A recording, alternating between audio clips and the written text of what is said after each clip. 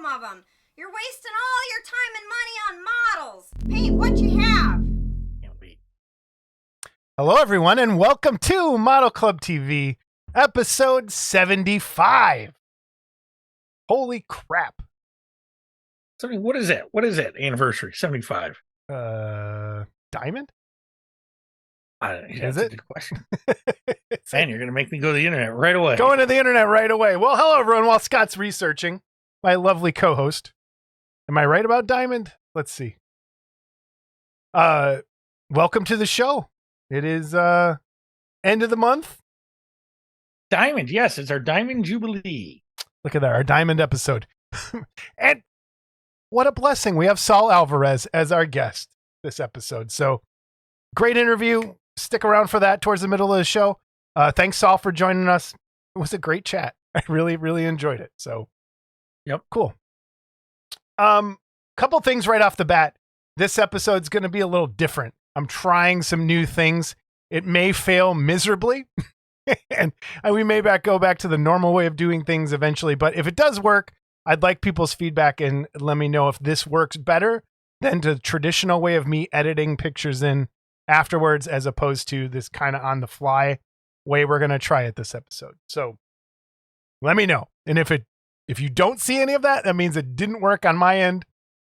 We changed our mind halfway through the show. So first up, everyone's head contest is due now. Your homework is due. So the Mark Worthling head contest, please get your entries in by today when you're seeing this. Which will be, well, you have one more day technically, because I always said the 30th. But I'll be out of town for a little bit. So if I come back and there's some in the mailbox, I will count them.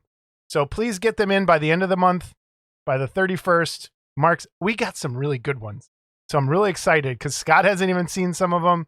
The Worthlings haven't seen some of them. Some people have posted theirs online already, but there's some new ones that have not been out there yet. So cool. Thank you for everyone who has participated in that. I'm almost done with mine.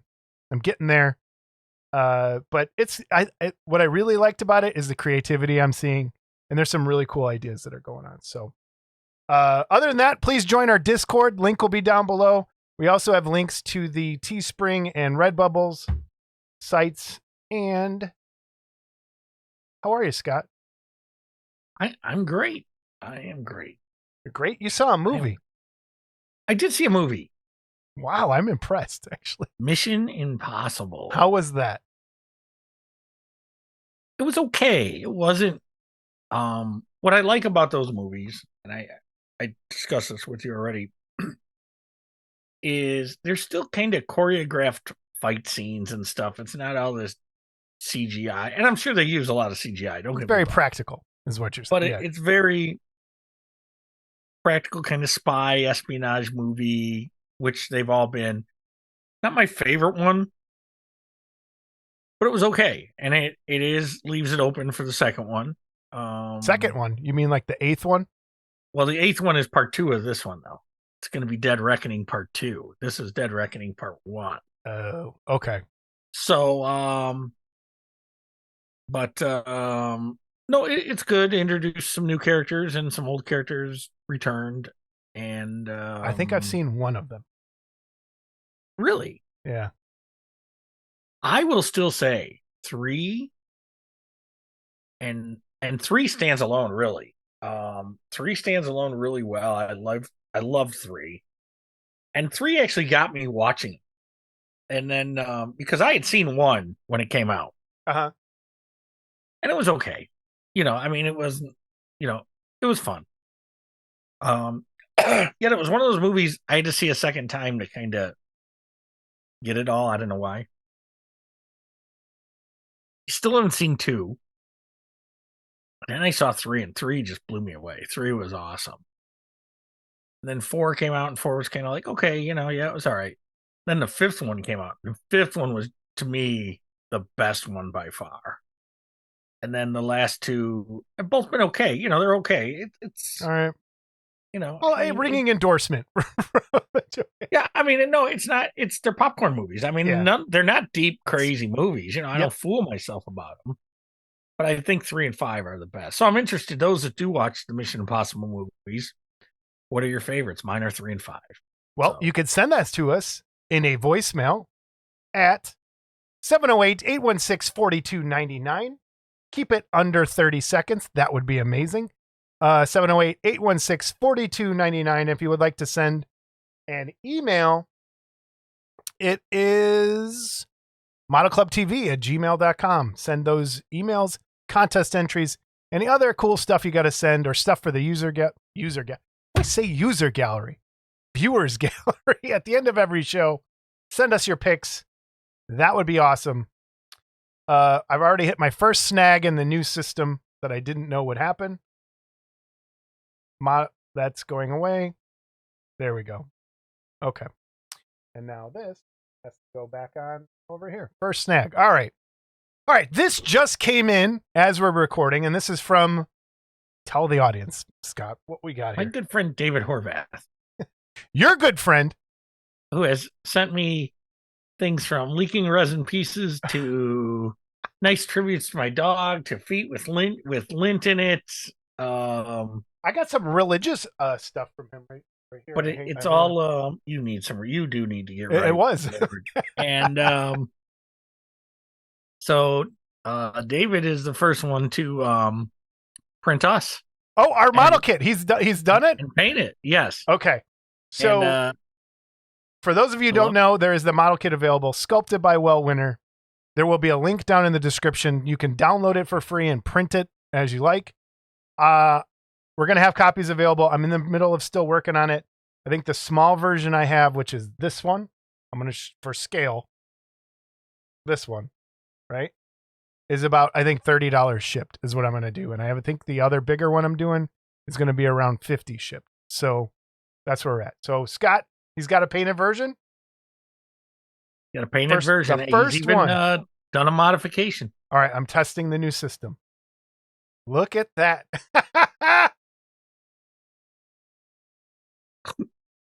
Kill your parents. That's awesome. And notice the grill, the greasy spatula too. The greasy spatula is brilliant. Dude. And if you look at it, maybe I'm wrong, the greasy spatula is dripping on my back. Oh, it totally is. Is it? Yes, it is. Or is it a shadow? Nope. There is grease dripping on your back. Oh, that is amazing. And you have a Salt Life shirt on. Have you ever been? Wait, do you own a Salt Life shirt? No, but I don't think my hair. I think I need some brown wash in my hair. I'm not quite that gray. Okay. And I very rarely wear blue jeans, but I love it. Holy crap, that's cool. Kill your parents just killed me. Dude, that's fucking great. I love the spatula. Dude, we've told the spatula story. We had to, right?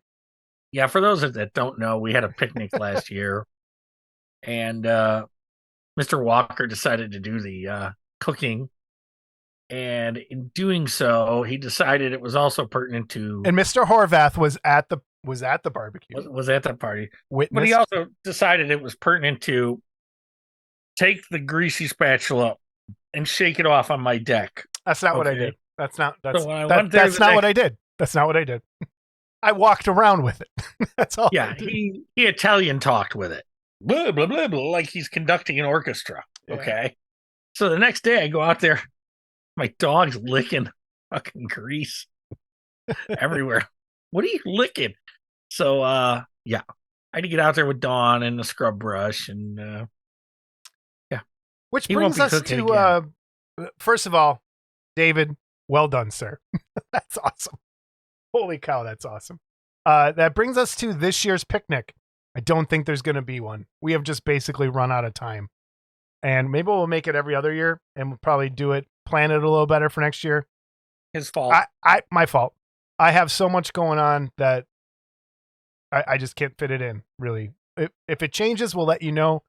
But I did want to do it this year, but it just doesn't look like we're going to have time to fit it in. Plus, the time that we were going to do it is like Jersey Fest weekend, maybe. But then, like, it's a mess. So, anyway, that's where we are with that.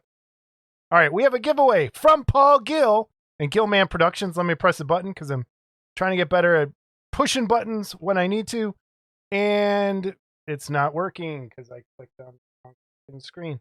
And pushing buttons, friends, Paul Gill. It should be turning on Paul Gill. Gillman Productions over on Facebook. If you would like to purchase your own sweet little alien bust, that's where you get it. I love this thing. So one lucky winner is going to get this. And it looks like you. Kind of does. Same baldness. Same. And the beady eyes. And yeah. It comes up in the Saul interview. Are we ready?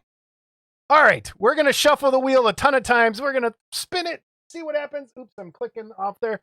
Shuffle, shuffle, shuffle. Spin. Here we go. Let's see what happens. This is for the alien from Paul Gill. The Highlander 242. The Highlander 242. Congratulations. Send us an email at modelclubtv@gmail.com. And the alien from Gillman Productions is yours. All right. Scott, are you ready for more fun? Is there more fun? Oh, man, I don't like having to produce on the fly. This is weird. This new system is very strange. Our next giveaway. We have a ton of things to give away. My dog barking. Hold on. Are you? Trixie. I can't hear it, actually. Okay. We have a giveaway. All right. Our next giveaway comes to us from Mark Belias. And Mark is from Mark's Hobby Bench. And I'm going to read what he sent. Hi, Jason and Scott. I've been following Model Club TV almost since the beginning, and I love watching the show. Due to recent health issues, time with my hobby has come to a halt.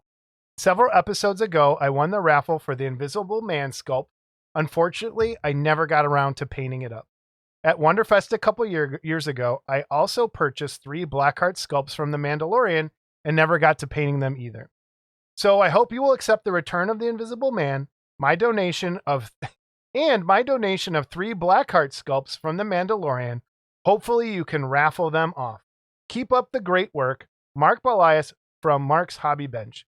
So first, I know a little more, and I want to say, Mark, we're with you, man. Hang in there. Keep us posted. I hope, I would love to be able to give these back to you one day or have you, win something else or just, we'll hook you up. If your painting time continues, we'll hook you up. But it's a lot. So it's 4 kits and I want to kind of spread them out. So, and we have other giveaways from Jamie Sy and some other people coming. So, but first let's start with this, the Invisible Man. We're going to give this one back out. Sculpted by Tony Cipriano, put out by Michael Reagan. And this is what's up for grabs again. So I want to say thank you because a lot of people wouldn't have done this. So Mark, seriously, thank you for doing this and sending it back and giving someone else a chance to paint it.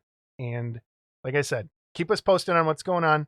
And if you need anything with the show or if you need some help with something, let us know. And we'll figure something out. So, but the other ones that he sent in, and we'll have giveaways for these coming up, are we have a Mandalorian, we have an Ahsoka, and we have Cooley. Oh, Cool from Mandalorian. I can't remember that guy's name. I don't know how to say it. Cooley. I don't know. But we have those 3 awesome busts from Blackheart. So next episode, we're going to pull names for the Invisible Man. If you're interested in this, in the comments down below, all you have to do is say, we love you, Mark, and you'll be entered into the giveaway for this. So thank you. And we'll move on. Thanks, Mark. All the best. Yeah, we got a lot of news and reviews, Scott.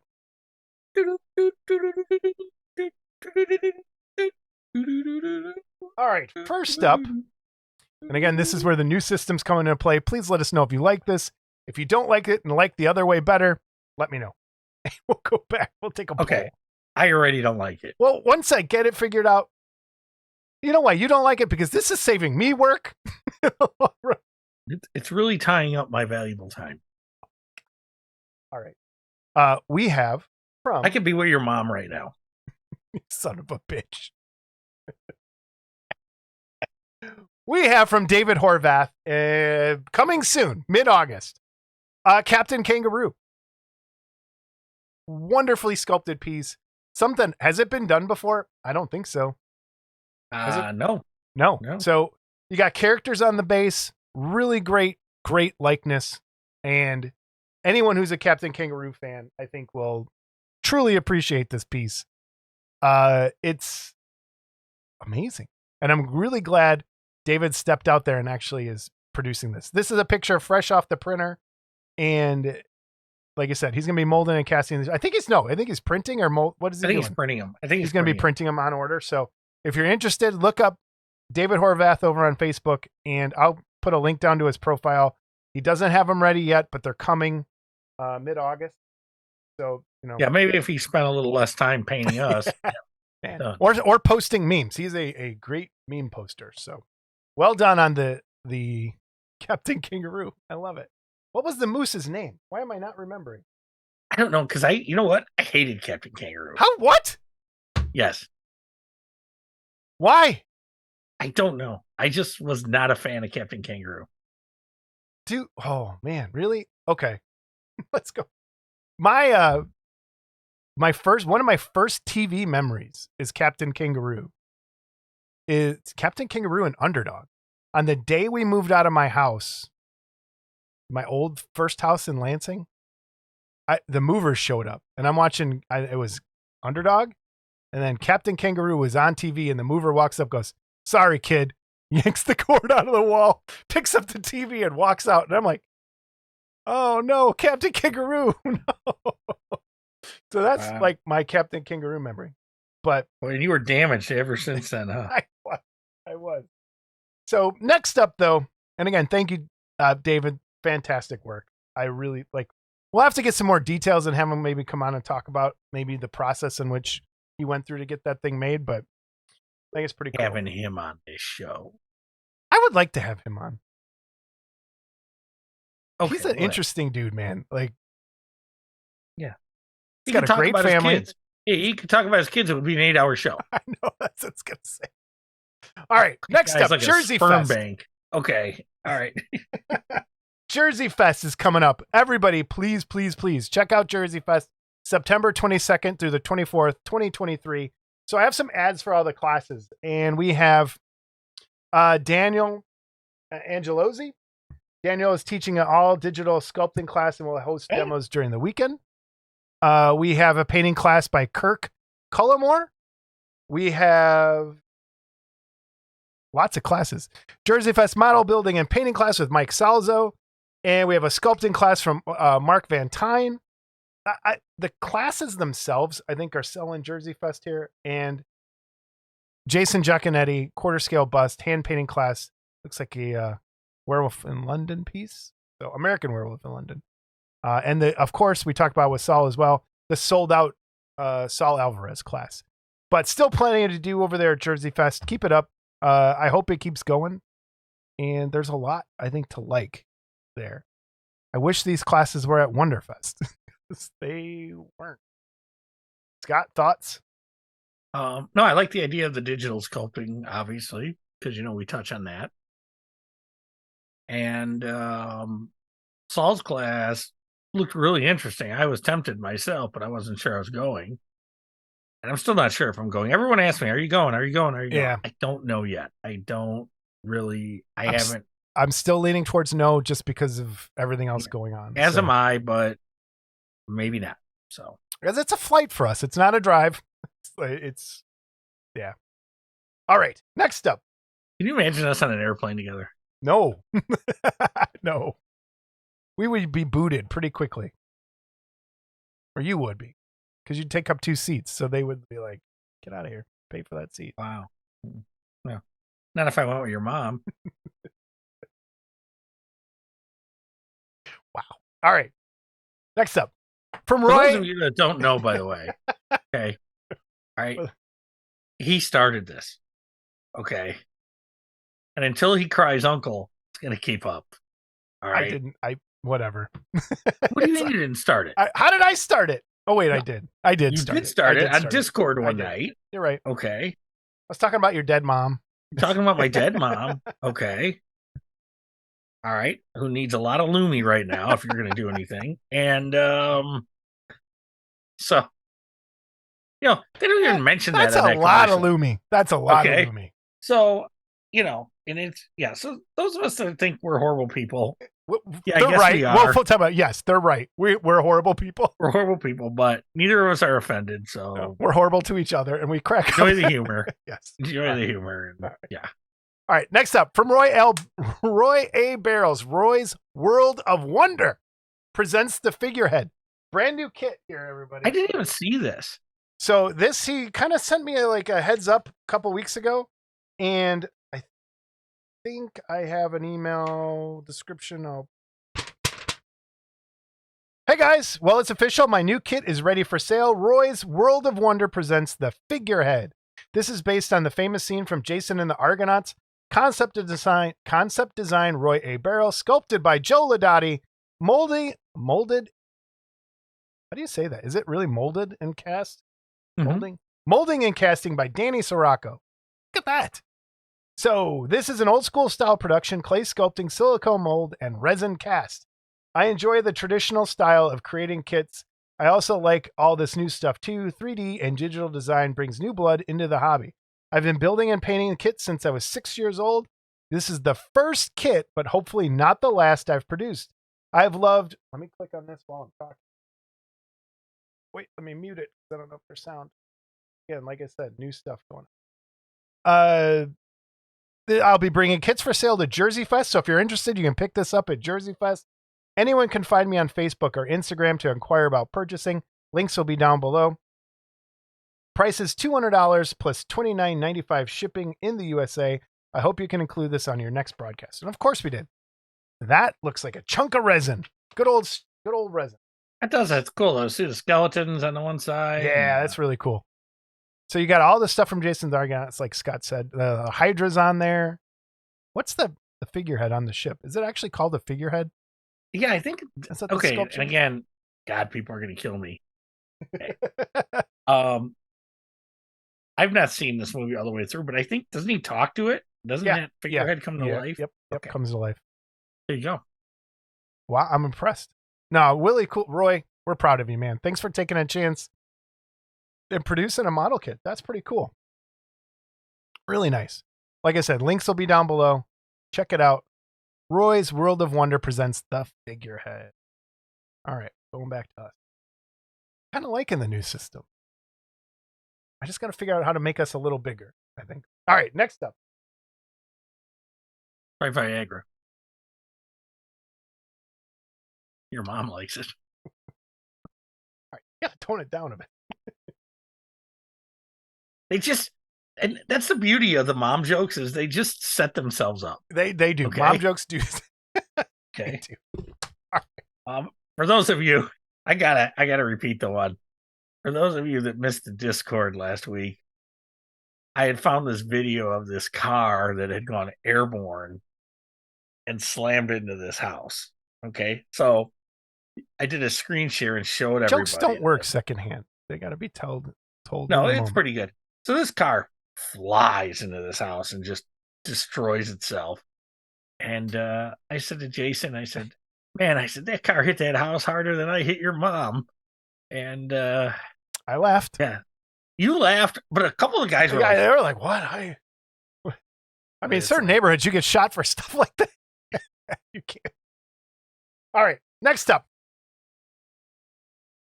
Wicked Tentacles. Eric Askew, our former guest, way back when. Eric Askew of wickedtentacles.com has some new pieces out, and he has 3 Japanese-inspired Oni pieces. And the first one here is the Blue Oni. I think these are brilliant. Brilliantly sculpted and engineered. I do too. These are really nice. Like really nice. When you look at the way, and I'm gonna have to figure out how to go backwards in a slideshow, so bear with me for a second. So this is the front up pictures, but this right here is what really kills me, is the engineering that he did into this piece. And if you look, the eyeball fits into that socket that goes into the back of the head, which means you're gonna be able to rotate that eyeball around after you build it and kind of move it and have it look in different directions, which I think is pretty cool, but great engineering. So that's the Blue Oni. The next one is the Red Oni. Did he sculpt these? Yes, digitally. So he Okay. sculpted all these digitally. These are available on his website, wickedtentacles.com. Here's the red Oni. And again, engineered beautifully, sculpted beautifully. And I'm like tons of character in these pieces. And I think that's kind of what he's aiming for with the stuff he's producing is pieces that tell stories. And you can tell there's actually some thought behind it instead of just, And your typical you know, superhero. we've had the discussion. I'm looking at the third one now. I'm moving over. Getting there. And just the hair detail. And I'm not saying you can't get this with resin. Oh, traditional casting. And this is the Oni girl, the one you're talking about. Yeah, the Oni girl. But man, look at that hair detail. You got to question. I think that the discussion we've had before, which my biggest thing is sometimes when you see a 3D sculpted piece, the hair's not detailed enough and it looks too stylized. Whereas I think with these, like if you go back and look at, how do I go back? Oh yeah, like that furry piece on that guy. Yeah, if you go back and look at some of the fur and the beard on, let me get to that fur picture. Look at the fur texture on this. That's amazing. It's really well done. And I'm not saying you couldn't sculpt that with clay, but you could, but it'd take you a I very wouldn't long time. wanna. I wouldn't want to. So. Yeah. So well done, Eric. Check out wickedtentacles.com. Head over to our website if you're interested in any of these. I think these are great character pieces and painter pieces. And if you like building, because there's like, I like fitting things together. And like the way he built these, really nice. So well done, Eric. Eric Askew, wickedtentacles.com. All right, next up from Paul Gill and Gillman Productions. He has a Neanderthal coming out, sculpted. It's 1/3 scale, sculpted by Jesse Rubin. Dude, Paul and Jesse is going to be a match made in heaven, I think, because Jesse's got some amazing sculptures. Again, very character, like just there's character in that face. Not as in like a cartoon character, but just like wrinkles. Just quality that you can get in as a painter and really bring this thing to life. And I think historical miniature guys, modelers will really love this sort of thing because this would look great in some of those historical kind of pieces. But check that out. Oh, it's beautiful. A beautiful skull. Simply beautiful. So well done to both of those. That's coming soon. Hit up Paul Gill on Gillman Productions. Let me hit the button again. Man, I got to get better. Paul Gill. Button's coming. There it is. Paul Gill, Gillman Productions on Facebook. Check him out. He also has the group. Join the group. See what's going on. Post your stuff over there. But man, really cool piece. Really cool piece. All right. Back to us. Next up, I have another email for this one. Where did I put it? Right here. Man. Live. I need a producer. Anyone want to come on and produce the show? Once we get famous, we'll have to hire. We could hire a producer to push buttons. Someone should produce this shit show. I can tell you that. I hate you. Where is it? On your desk. It's funny you should say that. I bought a hat. That's why I set you up for this. I bought a hat. Welcome to the shit show. And how come it's all ragged? I bought it like that. It comes pre-worn in. Oh. Anyway, all right. Like Chuck sent us something. Chuck sent me this. With overwhelming requests, we, which would be Monsters in Motion, are offering this limited reissue of this 1997 classic all resin model kit sculpted by stop motion guru Joe Lodati. So we have 2 Joe Lodati pieces on tonight. This features a 16-inch pterodon with a 5-inch Luna figure in its claws, ready to feed its hungry chicks. The base is sculpted like a logo that is 5x4. Included are assembly instructions by John Garcia and color illustrated box art by John Garcia. 7 resin parts are included and a metal rod for mounting the pterodon. For those of you requesting this over the years, here's one more chance to get it. So check it out. A Lodati pterodon. Pick it up. Monsters in Motion. From Pseudoverse Creations, we have a Medusa kit coming out. And it's a pretty interesting take on your classic Medusa. It doesn't have a snake body. It has a normal person body, except still has the snake hair. And then has, a skinned a very large snake that's been skinned as part of the dress. So we have that. And CG wants to give one of these away to our show. So once we get through our pile, this is going to be in one of those upcoming giveaways. We'll have a giveaway for this Medusa kit. I don't know the scale yet, but it's getting there. And I have a feeling you probably put it in an email. I forgot. So there it is. New Medusa kit. That's really nice. Yeah, it is a really nice piece. Different. Because you don't see many like that. And I like that. Try new things. All right. And it's tasteful. I mean, it is tasteful. You don't have not one of those got to put boobs on everything thing, Oh, I have more pictures to show. There we go. I don't know if I'm going to like that. See them.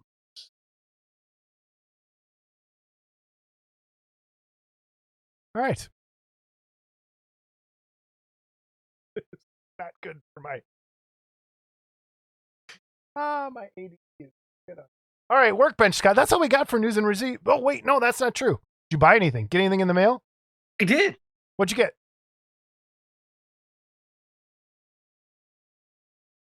Uh-oh, more letters? Wait, I'm going to... What's that? Oh, an airplane model? Oh, I know what that's for. For Kong. What is it for? For Kong. Yeah. So this is a company from Poland. They did a lot of airplane models. It's not a very big model. Okay. And I mean, just so you know, that's the wings. Okay. Gotcha. But 1/72nd scale. And I believe it will go okay with the old geometric King Kong kit. And this is the Curtiss O2C1 Helldiver, which was the actual plane used in the original King Kong. And this is, I think, the only model kit of that plane. I remember you talked about it on the show before, that it's really hard to get, and there was only one ever made. Is that? And this is it. And it's been on my eBay watch list for about 3 years. And one popped up. And I got it for a pretty reasonable price. A little more. This was on my watch list for years when I could buy it. Uh-huh. For like $45, and I cheaped out and wouldn't buy it. And then all of a sudden they dried up and disappeared. And now it costs you $1,000. And now it cost me, I think honestly it was 60 something. Okay. So it wasn't that bad. But the geometric King Kong says it's 1/35th scale. But if you hold this up like with that old Empire State Building base, I think it's going to work. Okay. Cool. If not, I have another King Kong vinyl kit that's a little smaller than the geometric kit that I think it'll work.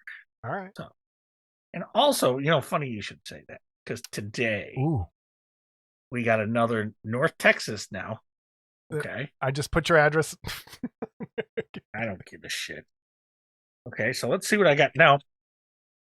For those of you who don't know, I've been getting these random mailings. This is like number 12, I think. And the last one came from Texas, and all that was in there was a blank envelope. So I don't even know what that was about. Someone farted in that envelope and sent it to you. That's what I'm guessing happened. But here's today's. Bigfoot don't believe in you either. Okay. So I don't know. That's great. Did I show all these? Did I show any of these? Yeah, you did. You did. You did. I'm almost positive. I've got a stack. And keep them coming, everybody. And again, I have nothing to do with this. This is nothing. Still my favorite one. Okay. Oh, wait. There's Bigfoot dragging me off. No, you didn't show that. That's awesome. So, anyway. So they started out coming from Milwaukee, Wisconsin. Yep. And then they started Austin, Texas. Oh, no. Then I got Traverse City, Michigan. Then I got Austin, Texas. Now, this one came from Dallas, Texas, so it could be the same person. Maybe they travel for work. No, they travel for work my ass. I'm going to tell you something right now. Okay. All right. I'm going to go on record here. All right. Yeah. Paul Gill is behind this somehow, some way. Okay.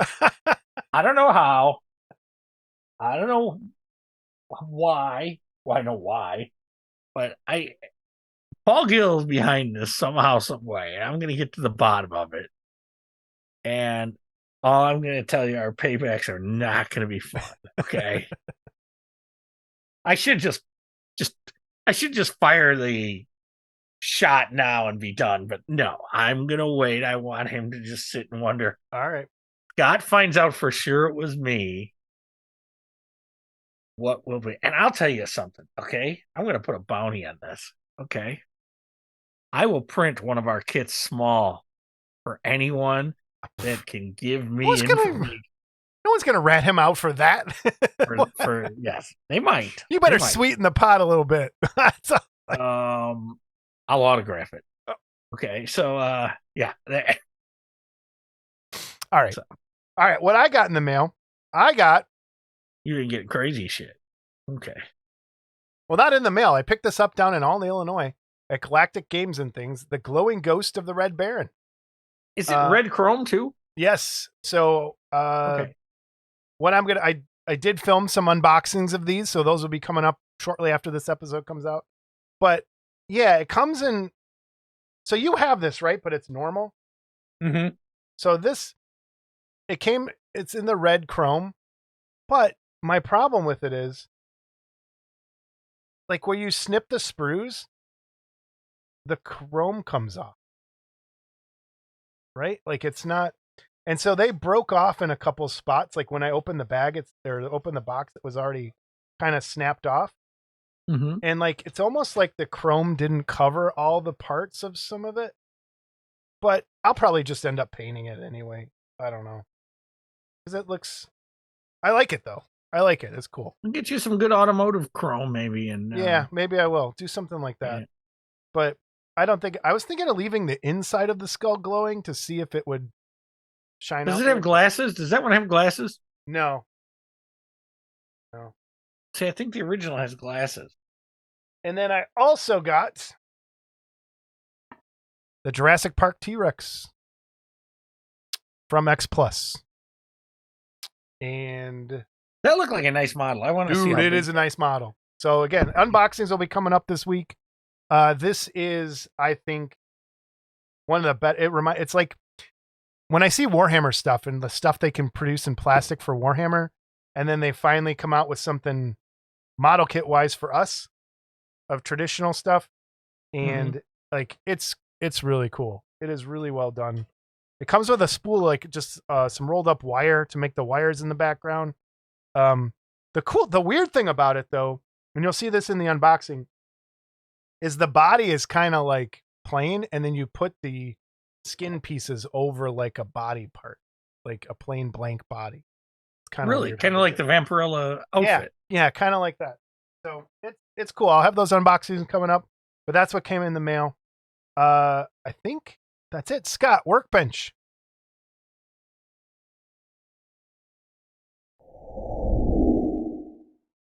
Working on anything? The only thing I can say about Workbench is the Workbench is ready, finally. Oh, you got your room back. So I got the room back, and I got the bins emptied and everything back in place, and all my paint sorted that I still do have, and I'm ready to go. I'm good to go. Cool. All right. I've been building tons of Warhammer terrain, and I have boxes of things that I'm trying to build so I can put other boxes in those spots. So that's what I've been doing, is just building. Painting. I am almost done with my Worthling head. I used, and I don't want to show it yet, so I really kind of know, but I used a lot of Dirty Down on it, and I'm really happy with the results I got from the Dirty Down rust. Well, it's like a natural with him. He is kind of dirty down. Anyway, again, our promo code still works. All caps, MCTV. If you want some money off Dirty Down, check them out over at goblinshut.com. I got that yellow rust. That video is coming soon, but I used the regular rust on this. and it worked perfect. I love the way that stuff works. So keep it up, Dirty Down. I'm looking forward to new colors from you guys. But other than that, I've been printing and building and doing some painting here and there. So I've been printing too. I've actually got a lot out in the last couple weeks. oh, I know what I printed on the work. I got Brent Krug's model on his way today. Where's yours that you promised Brent Krug a long time ago? On the way. Oh, really? In the mail on the way? No, he's moving. So I hope you checked with him first. He Because, sent me his info today. Okay. Was it All California or Kentucky? California. Okay. All right. Our interview. Legend of the hobby. I mean, when you think of like legendary garage kit painters, Saul is right there, right? Yeah. Yeah. So Saul Alvarez joins us. Great hobby chat. Anything you want to say before we go into it, Scott? No. We're going to let it speak for itself. Yeah, let's speak for itself. Ladies and It's a little gentlemen, long, so let's get to it. Saul Alvarez.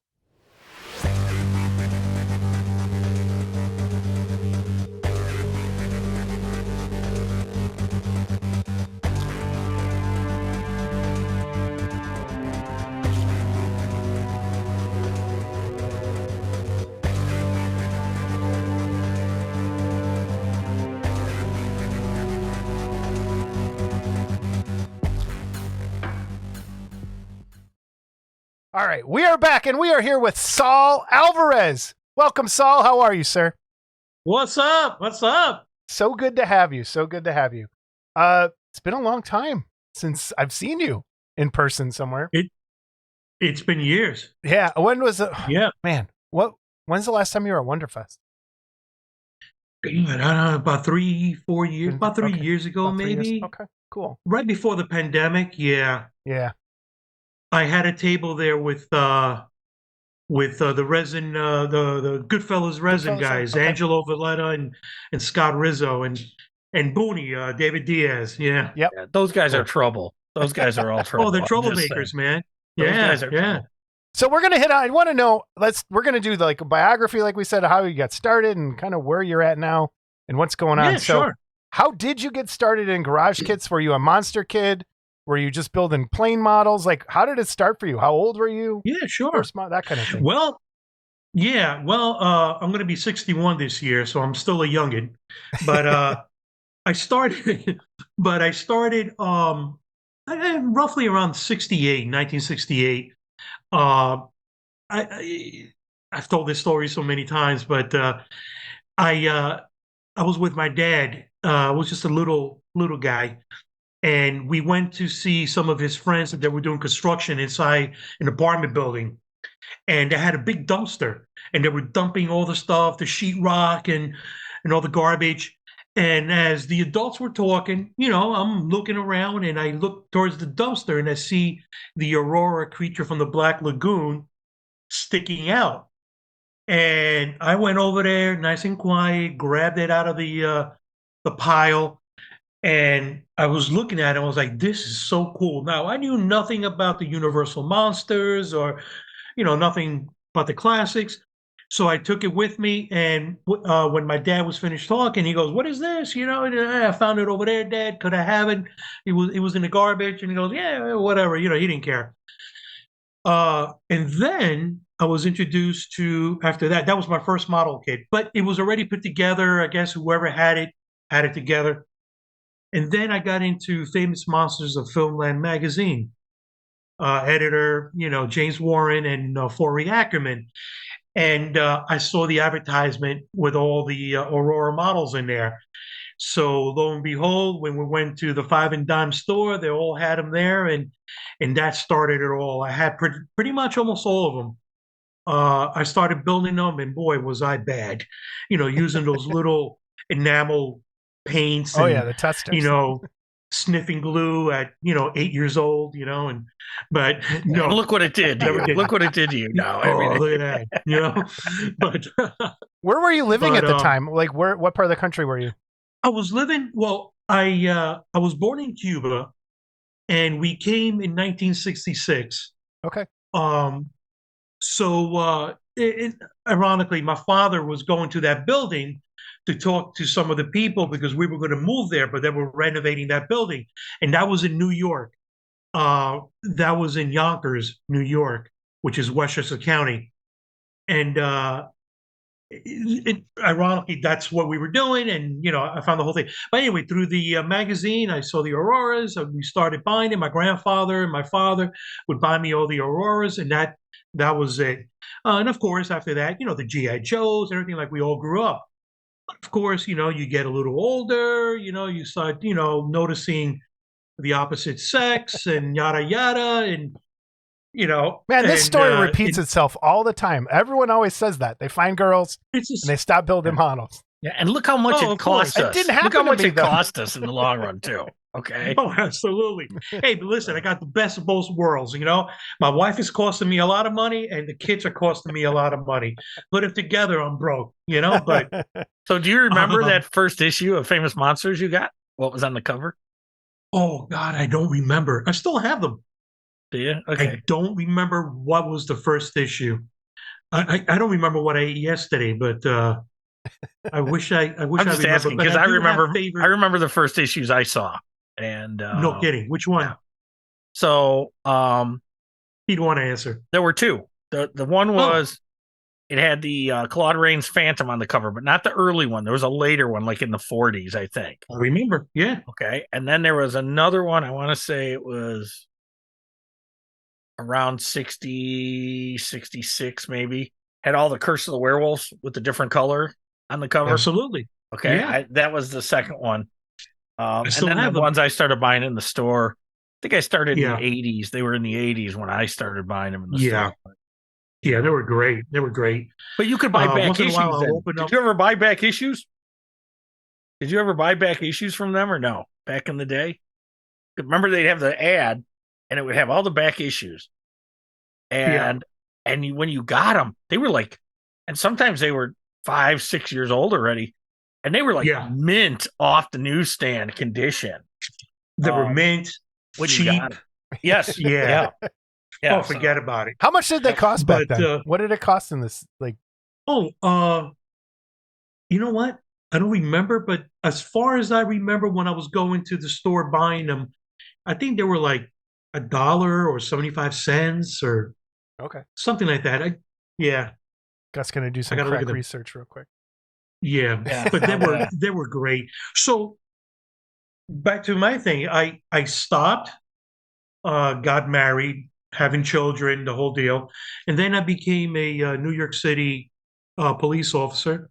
Later on, a detective. Thank you for that. And we used to love going to Barnes and Nobles. And one day after work, I just stopped in Barnes and Nobles, and I was looking through the magazines, and I saw a magazine called Monster Scene. And I think Monster Scene was published by, is it David Smith? He's in a hobby. Yeah, David Smith, and it was Rick Harrison was part of that early on too. And Bill Harrison. Or Bill Harrison, not Rick Harrison, yeah. They just passed away a couple of years ago. Yes. Yep. Yeah. May you rest in peace. Great guy too, really good guy, a gentleman. And the cover of the magazine had Christopher Lee on the cover, painted by Basil Gogos.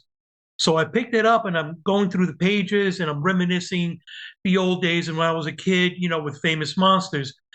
And I saw an ad in the back for The Man of a Thousand Faces by Janus.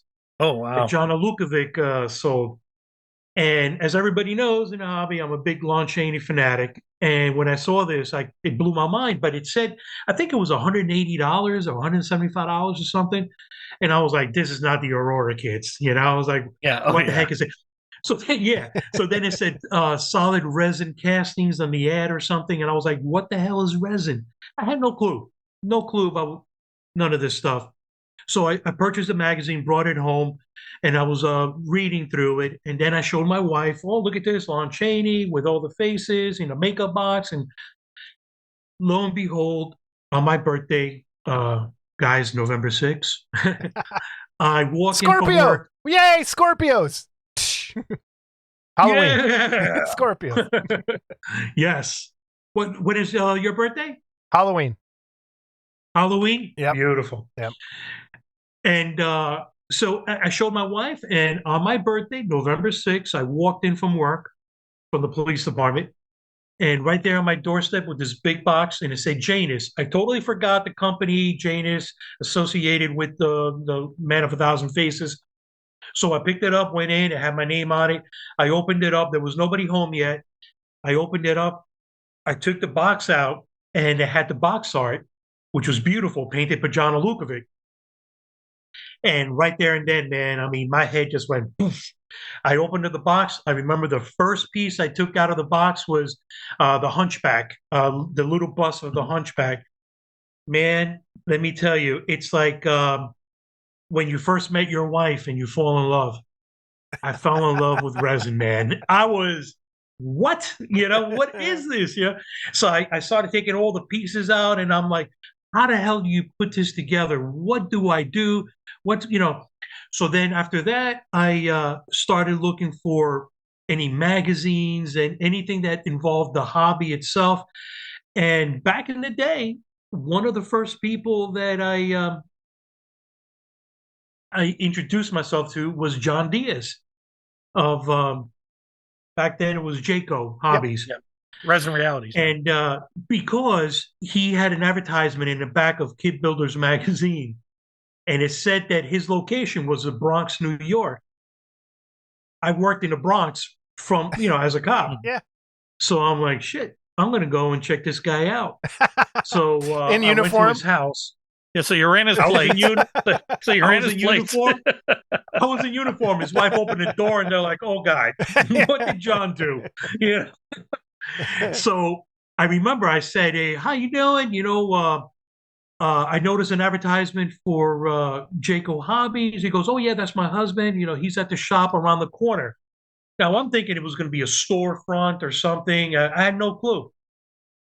And she told me where to go. It was an apartment building, a big apartment building. It must have been 100 families in there. And he rented out a basement, the whole basement, and that's where he did all his castings and his molding. And he had a partner there that worked with him, Carlos Sendra, great guy. And I knocked on the door. Some other guy opened the door. That was a super, and I said, "Yeah, I'm looking for John Diaz." I went in, and there he was. He took me back to his house, went to his basement. He had display cases with paints and brushes and all this stuff, and I started buying stuff from him. And I painted the Man of a Thousand Faces, which I still have. That was going to be my next question. If you have do you still have it? I have it, but it's in pieces, man. Okay. Have you repainted it? Like, were you going to repaint it, or you still have it the original? I'm going to. Okay. I'm actually going to. Yeah. Right. I'm actually going to repaint. I got it out on my station there, but I have so many commissioned pieces that I can't get to it right away. But yeah, I will. Yeah. I will. So I painted it by hand. I had no clue about airbrushing. Didn't even know what an airbrush was, to be honest with you. And then I started, I was really friendly with John, with his buddy Carlos. We got close. I started going over there more often. And then I started seeing him airbrushing. And he goes, "This is how you airbrush, look." And I was just watching him. I wasn't airbrushing, I was just watching him. Him and Carlos airbrushing and molding and casting and doing all this in his little shop. And then we went to a show, I forgot what it was called, Monster something, in Boston. And that's where I met Mike Hill and the sculptor. Mike Hill and I became good friends from that show. We talked a lot. I remember I purchased the Wolfman tribute and the Boris Karloff tribute that he did way back then.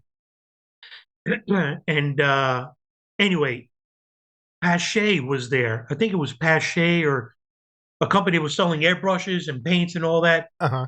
They left the show on a Sunday. You know how Sundays, a lot of guys, pack up and leave early. It's not that busy. He left a ton of Pache airbrushes, but it was the single action, which, I personally, I don't like. I like the double action. Oh, yeah. It was a single action, but I had no clue what it was. And we went over there, and then I think John is the one that spoke to the show promoter And he was like, no, they left it. Take it. So we took them, put them on the side in case they come back. They never came back the whole night. Everybody was closing up for the weekend. We were like, there we go. And I got my first airbrush. It was a Pache. I went home, and let me tell you, back then we didn't have cell phones, we didn't have YouTube, so I'm figuring this all out, asking John, how do you do this, but it was very minimal, but I figured it out, and I used it a little bit here and there. But then I started, trying to doing research, and my friend Carlos, that was John's partner at the time, used to do commission work for Joe at Village Comics in the Village in Manhattan. One day he asked me to go with him because he was bringing a whole bunch of build-ups that he did for Village Comics. I went with him, and Joe paid him, and they were talking about negotiating about more kits. I think he gave him like 10 boxes of kits and all that. And Carlos told Joe, listen, this is a lot. I still have a few of your pieces. You mind if I give Saul one? And then he looks over at me and he goes, you paint? And I go, yeah, a little bit, I just started. I go, yeah, a little bit. And he goes, here, take this one. And I'll never forget. This is interesting. It was Harvey Keitel, and I think it was Killer Kits or one of the companies from the UK. And it was Harvey Keitel. It was 1/6 scale with his hands sticking out, holding the 45s, I think it was, or the handguns. So I took it home, and the resin was it was almost like that glass porcelain, Yep. resin. Yeah. Blah. Yeah. But anyway, I took it home. And that night, I didn't go to sleep until I finished it. I was so excited that I'm doing something for somebody. So that was my first ever commission kit that I ever did. The next day after work, I went to the Village. I drove to the Village, and I brought it over to Village Comics to Joe, and I gave it to him. He was like, didn't I just give you this yesterday? And I was like, yeah. I had no clue what he was trying to get at. He goes, that was pretty quick. How did you? And I was like, oh, I stayed up all night, I mean, I was much younger, Today, he'll probably get it in 4 weeks, 4 or 5 weeks. Yeah, but I was like, yeah, I stayed up all night, I had to go to work, but I wanted to do it. He goes, wow, it came out beautiful. He goes, and here's the key. He goes, do me a favor, go to the last aisle, walk down the aisle, and look who's there. You'll know who it is. Show him the kit. It was not Harvey Keitel. It was Quentin Tarantino. Oh shoot! He was the director Yeah. of Reservoir Dogs, out of all people. So he was there, and I was like, "Hi, Mr. Tarantino. Joe, the owner, wanted me to bring you this and show you. I just painted it, And he looked at it and he goes, "Oh my God, this is great! Oh, this is beautiful. Did you paint this? Did you sculpt this? Blah, blah." I go, "No, I didn't sculpt that." He goes, "Oh, this is beautiful, man. Blah, blah." So that was pretty cool. That was a nice little highlight. That was pretty neat. So that day, I walked out with about 6, 7 boxes full of kits from Joe, and that's how it all started. Wow. I started doing Village Comics, and it was one after the other. And I'll tell you guys, I thank Joe from Village Comics for that start, because that opened up, a whole door, man. That people were coming in, they were seeing my build-ups. They were like, "Hey, who did that? Is he available?" And it was word of mouth. By the time you know it, I was doing like 20 kits, 20, 30 kits within the month, and it was back and forth, and it was nuts. Yeah. Yeah. All right, you're retired now, so you can be honest. You ever sit in a squad car scraping a kit? You ever sit in a squad car scraping the kit or sanding while you're, so it's, Listen, I could tell you some stories while I was working. Doing surveillance, and we're watching like a bodega, that we knew it sold cocaine or crack. And my partner and I are sitting there, and I got a kit that I brought with me in my bag, and I'm just like sanding it. You think you were right there? You hit it on the spot there, Scott. And I'm over here sanding. Another time, I brought Sculpey with me, and I'm sculpting. I remember the first time I was sculpting a Wolverine bust, a little Wolverine bust, and I was doing the anatomy while I'm sitting there. And yeah, we still caught them, the dealers and the buyers, we still caught them, but I'm over here sculpting and cleaning kits. Yeah. What did the rest of Good the times. what did the department think of that? Were they like, who's this weirdo bringing Well, little plastic things around? Yeah. Did you have a nickname I on the didn't force? show it. I'm sorry? Did you have a nickname on the force? No, no. Well, yeah, but I don't want to say it. Okay. That's okay. It's not bad, I got you. but it'll be Yeah. it'll be a little narcissistic, and I'm not. I didn't Yeah. like it, but they named my partner and I. Yeah. because we were really busy, really. We hustled out there, Yeah. and they just called us Batman and Robin. I'm going to say it. I didn't like it. I was like, Well, wait, were you stop Robin it, or Batman? What in that outfit? Which one were you? I was Fat Man, but did I say Fat Man? I mean Batman. But Scott, stop, Scott. Yeah, that won't get But, out. Hold on. That won't get out. Yeah. Yeah. Hmm. But no, yeah. They really didn't know much what I was doing until I got to organized crime. I was in a narcotics division. And there was a point that, we had our own office. And sometimes there were down days, and I would bring a couple of my things in and I would work on it. And a lot of the guys found it interesting. They were like, wow. And I was like, well, it's a hobby, it relaxes me and it takes me away from all this, stuff Yeah. that we run into, doing law enforcement. And it was a relief. Listen, you're a cop in the Bronx, you run into stuff every single day. Every day is a different day, a different experience. So, the hobby really, really helped me out a lot to just relax and have something else to fall on besides thinking about, my work, I feel the same. I feel the same. Yeah. Yeah. Yeah. I'm surprised that was your first, like Janice was your first, that was your first kit. What a first kit. Like, are you kidding me? Like, Yeah, don't start out Unbelievable. right small off or the, nothing. yeah, right Let's off just- the, yeah. the high dive. It's Right in like, Yeah, I threw let's start out myself with in a the lion's Cadillac. den. Yeah. Yeah. I went right into the lion's den with that one. Man.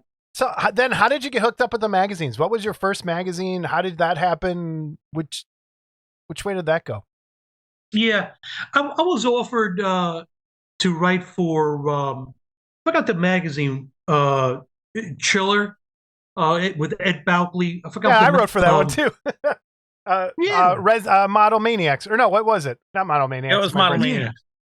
Was it Model Model Maniacs, Maniacs? right? Yeah, Yeah. Model Maniacs. Yeah.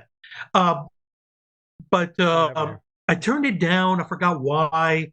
I was probably so busy and doing it. So I turned it down. And Ed and I talked a couple of times about it, but I turned it down until Dave Fisher approached me, later on.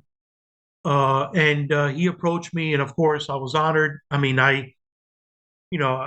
with AFM since issue 1. I got, Man of a Thousand Faces, right? The cover, besides issue number 0, which was Devil Man. Yeah, it was Devil Man. Yeah.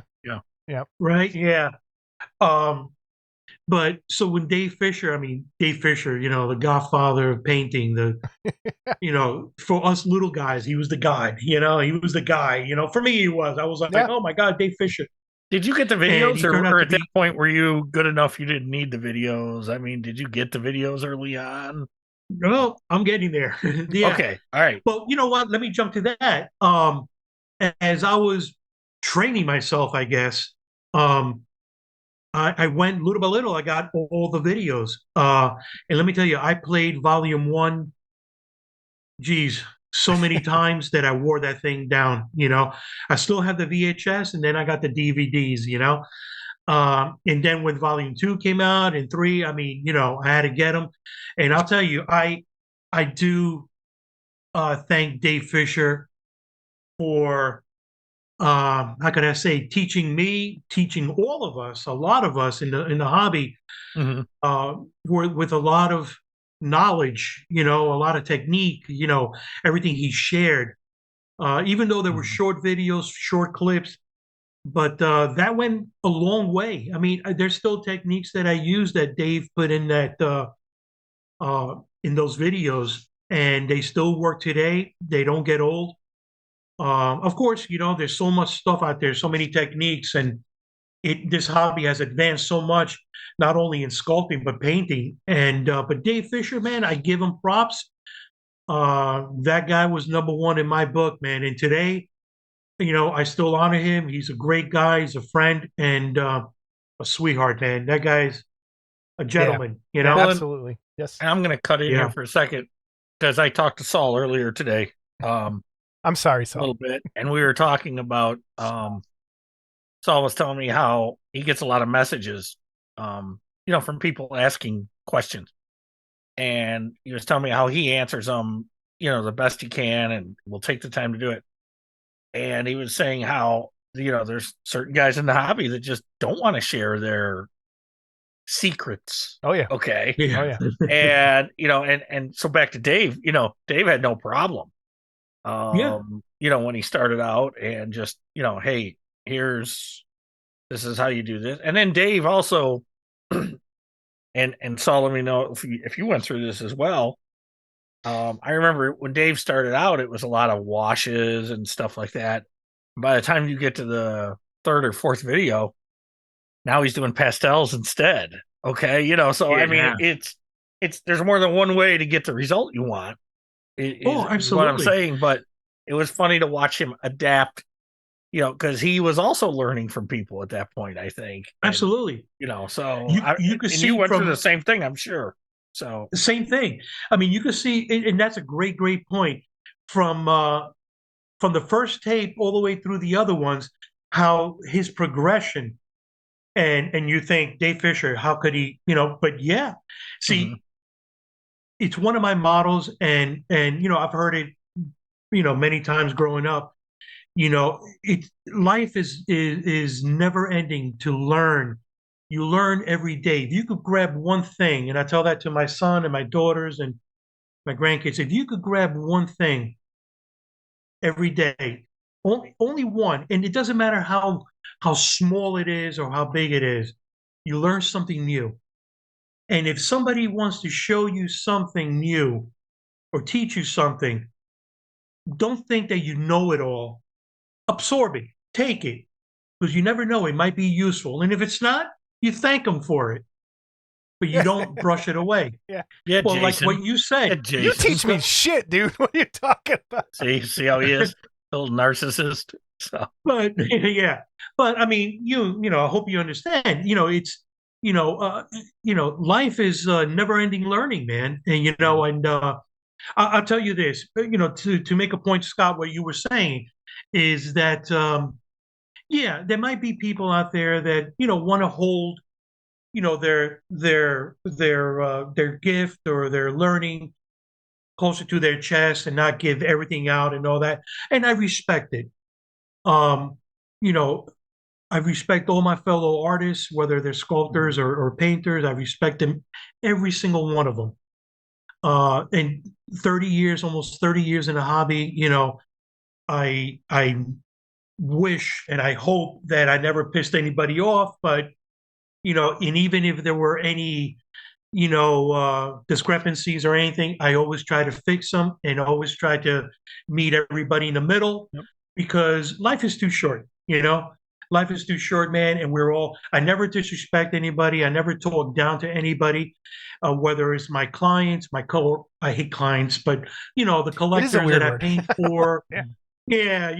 Every time I say that, I feel like a jerk saying it. It's like, I really do. That at times on Facebook, I go, "Oh, another commission for a client," and then I go, "Ooh." Yeah, I feel the same. Yep. Yeah, and I'll attest to the fact you and I one time had a small disagreement, and what did you do? You picked it was like up this. Yeah, and you picked up the phone and called me, and we talked it out, and we're good. We were good, So and here we are, man. We're making it out, whenever we see each other, we're good. But it's true, I don't put things in public. I don't go out there and start, talking to everybody about, look who this guy said this or this guy said that. No, you get on the phone, you talk to whoever you have that incident with, and you work it out somehow, because especially for somebody like myself that I know I didn't do anything wrong, or I know if I did something wrong, then that phone call would be an apology. If I did nothing wrong, then it's like, hey, let's work it out. Why did you feel this way? Why did you say that? Let's get together and let's do this, and let's get back to where we were, Yeah, we need more of that. I wish some of my girlfriends were like that back in the day, but that's another story. Why, you might end up with more wives. Don't stop. Oh, no more. Well, No this more. kind of puts I'm on me a pension now. This kind of puts me in a spot where some of the questions I did want to ask, and it goes to what you just said about learning something new every day. Two questions. For someone who's brand new to the hobby and wants to learn how to paint, wants to become a better painter, advice to that person. And my second part of that is, what's your advice to someone who's been painting for, let's say, they've been around a long time, they're painting, but they want to get better, they want to learn something new. What are your advice to those two different people, even though they're kind of like something you picked up along the way, like when you're your first aha moment as a painter, like something that might help a brand new person and something that might help somebody who's been doing it for a long time? Because you do teach your classes, and so something, maybe just a nugget, a little hobby like tidbit there to kind of poke some people in the right direction. Well, for a beginner and an advanced painter, we'll stick with the painting, right? For a beginner and an advanced painter, it's pretty much the same thing. And it's something like I'm going to be teaching. Well, we're going to be having fun in the class at Jersey Fest. Right? Which I'm going to put the picture up right here. Sold out. Your class is sold out. So everyone else, when we get to our part of the show, there's going to be some other stuff. But Saul's class is sold out at Jersey Fest. There are other classes still available. So please check out jerseyfestfair.com. We'll put that information up down below. But go ahead. Sorry, sir. Fantastic. Thank you. And in the beginning of the class, I usually, do a little talk, 10 minutes. Like I said, I pretty much know everybody in the hobby. Thank God. It was it's like a second family, everybody. And but for those that don't know me, I introduce myself at the class. Tell them who I am. I make it short. I don't go through a whole thing, but I make it short just so they know who I am. But usually, if somebody joins the class, they know. But I did get a couple of messages from some of the guys and ladies that are joining the class, and they'll say, "This is the first time I'm airbrushing. Oh no, I was intimidated by doing a life-size piece." And and my message back to them is pretty much, you're going to have a good time. I'm going to be there with you. I'm going to paint with you. I'm going to have a casting, and I'm going to paint with you. We can go step by step, and you're going to walk out of here with a finished piece. And you're going to see how simple it is. From point A to point B, it's going to be simple, minimal steps. To do the flesh work. And listen, everybody does it different. Everybody does different work. Everybody's got different techniques. But the way I'm going to teach, especially for a show, we only have 5-6 hours with a lunch break. What I try to do is make it as simple as possible to only get pretty much all the stuff that you see, all my life-size pieces of flesh work, all the shading and everything. Those are like maybe 4 steps.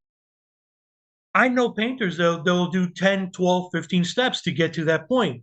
And that's fine, because that's what they feel comfortable with. Mm-hmm. With me, I got so many commission pieces, and I'm not bragging to everybody out there. I'm not bragging at all. I try to stay as humble as I can, but I do have a lot of commission work. I got to have at least 50, 60 commissions that I got to finish. Yeah. What's the IRS number down there? What's the IRS number down there? I don't speak in English. I'm sorry. Gimme? No, but no, everything's all, taxes, IRS, and everything. Right. But just like at the shows, right? At Wonderfest. Yeah. What? Here's your money, Kentucky. Yeah. What? Yeah. Yeah, but I try to make it as simple as possible. And here's why, guys. Because if you throw too much, and I'm sorry, I'm going back and forth. Oh, no, you're good. I use this also from Bruce Lee's philosophy in martial arts. I've done martial arts since I was 10 years old, all the way till 2015, when I had my hips replaced. From there, I because I toned it down a little bit. A lot of stuff going on in life, but I pretty much all my life I've been doing martial arts, different styles, and I trained in New York with one of my great teachers, Richard Torres. He taught Jeet Kune Do, which was Bruce Lee style, and Bruce Lee had a philosophy: keep it simple. He said, if you practice 1,000 kicks one time, you're not going to be good at it. If you practice one kick 1,000 times, you'll become an expert on that kick. And to me, I took that. He talks about simplicity, and for me in painting, it's all about simplicity. How can I get to that step that I want to get to that step, but make it easier for me? Mhm. Here's one of my examples. Yeah. My little Reagan. This actually, guys, is my first Reagan. This is the one that I produce. And this is the first one that I ever painted after I molded and casted it. And I said, this one I'm not going to sell. I'm going to always keep this one. But to get this effect, to get this flesh work and all the shading, literally, it was about 4 steps. You know? Yeah. See you later, sweetheart. Nice. But Hot. was that on hot. camera? That's hot. Oh, but oh God. But anywho, Yeah, I won't So do I nothing try with to that keep it- video. hey, she's a cutie pie. But I try to keep it simple. So I do that in the class too, simplicity. And that's why I tell them, listen, you're going to finish this. If you don't finish it because a monkey wrench was thrown in or somehow, some way or whatever, but it's going to be simple. And I'm going to teach them how simple it is, because if I teach them just to do the flesh work, if I teach them 20 different steps, they're going to go home and go, shit, what did I do? Yeah. What, I can't remember. I mean, I'm going to try to put a little, quickie Staples pamphlet for them to take home to remind them what we did in class. But still, regardless, if you throw too much in, you forget and you're like, oh shoot, how do I, what happened here? So the simpler to get to this step, and I mean, you can see, I mean, it looks pretty decent, right? The Reagan. You could get there easy. 4 steps, get it out of the way, and then move on. And that's how I treat all my commissions. Somebody asked me one day, there was a collector, right? They wanted to hire me. And he goes, listen, man, that was pretty quick, and you charged me this much. And I usually try not to charge too much for commissions. I try not to hit anybody over the head, with a sledgehammer. I try to keep it fair. And he said, well, listen, man, you did this pretty quick. Why'd you charge me so much, And I told him something I found on Facebook one time. It's a little mean thing, wording, and I threw it in there one time. And it was something, I forget how to do it, how to quote it exactly, but it was something to the effect of, you're not paying me for the 30 minutes. You know what I'm talking about? Mm-hmm. You're not paying me for the 30 minutes of doing the job. You're paying me for the 30 years it took me to practice and perfect, Mm-hmm. Doing it for 30 minutes. Yeah. And it's true, something to that Yep. effect. And it's true. I busted my ass, stayed, 2-3 o'clock in the morning, having to go to work at 7 in the morning or being there at 7, just to perfect it. I locked myself up in the garage 5-6 hours, just painting, and I think a lot of people don't realize everything that goes into it. And besides that, you asked me, back to your question about beginners and advanced. And I think one of my advices is reference. Reference is very important. Even the Reagan, I've done over 150 Reagans that I painted for collectors. We're going to keep the word client out of the video Collector's a good today. word. I like But yeah, I painted over 150 of these Reagans, besides all the other stuff that yeah. But that's a lot of Reagans, man. But each time I paint them, I mean, now I could do it with my eyes closed, but I still throw the movie on. I got a little TV by my station. I throw the movie on, or I put the soundtrack just to, get in that mood.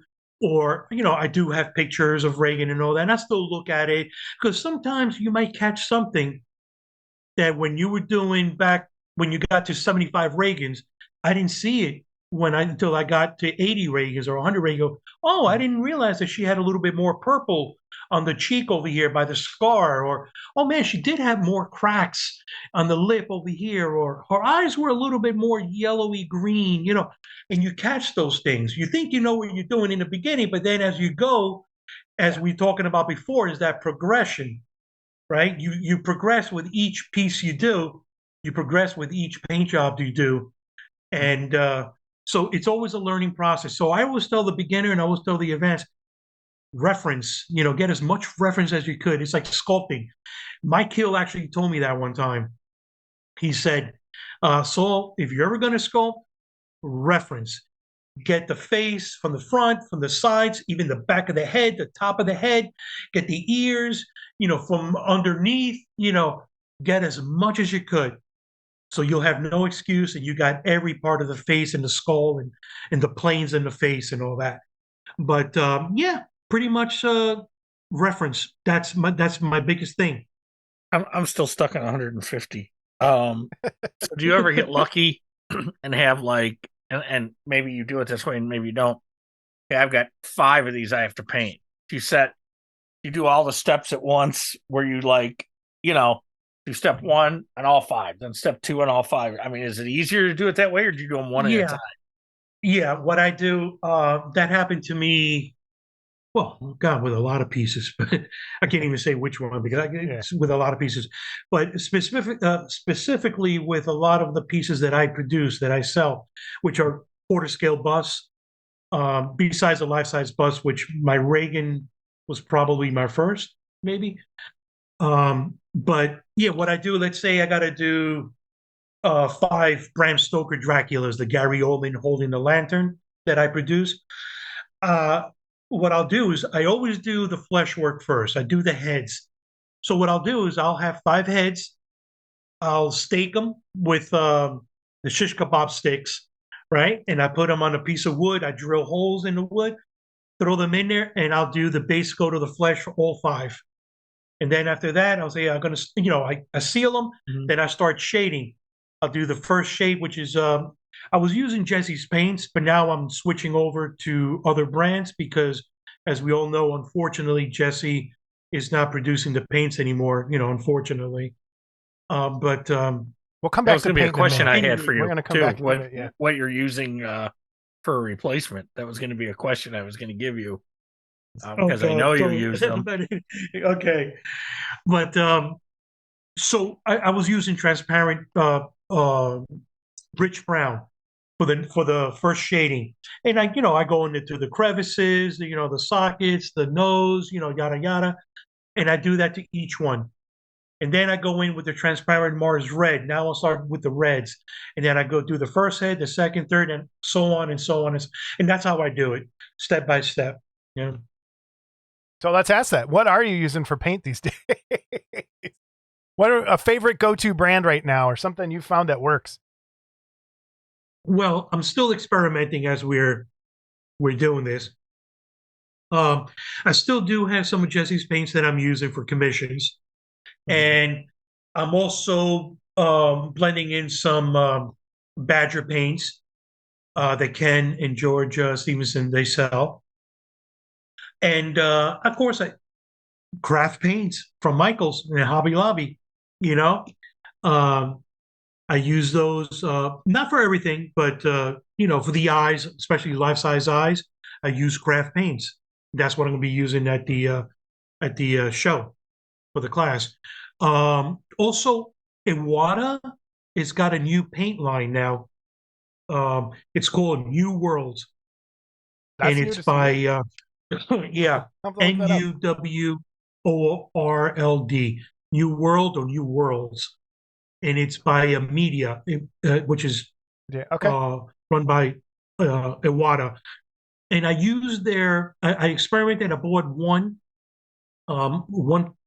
color, which is the light brown. The light flesh. I like working from light to dark. So I purchased. It's called Natural Light Flesh, and it's beautiful. That's the base coat that I use for the Bela Lugosi Dracula. So I'm going to use that paint at Jersey Fest for the show for the class. The light flesh from New World, and the shading is Badger paints that I'm using.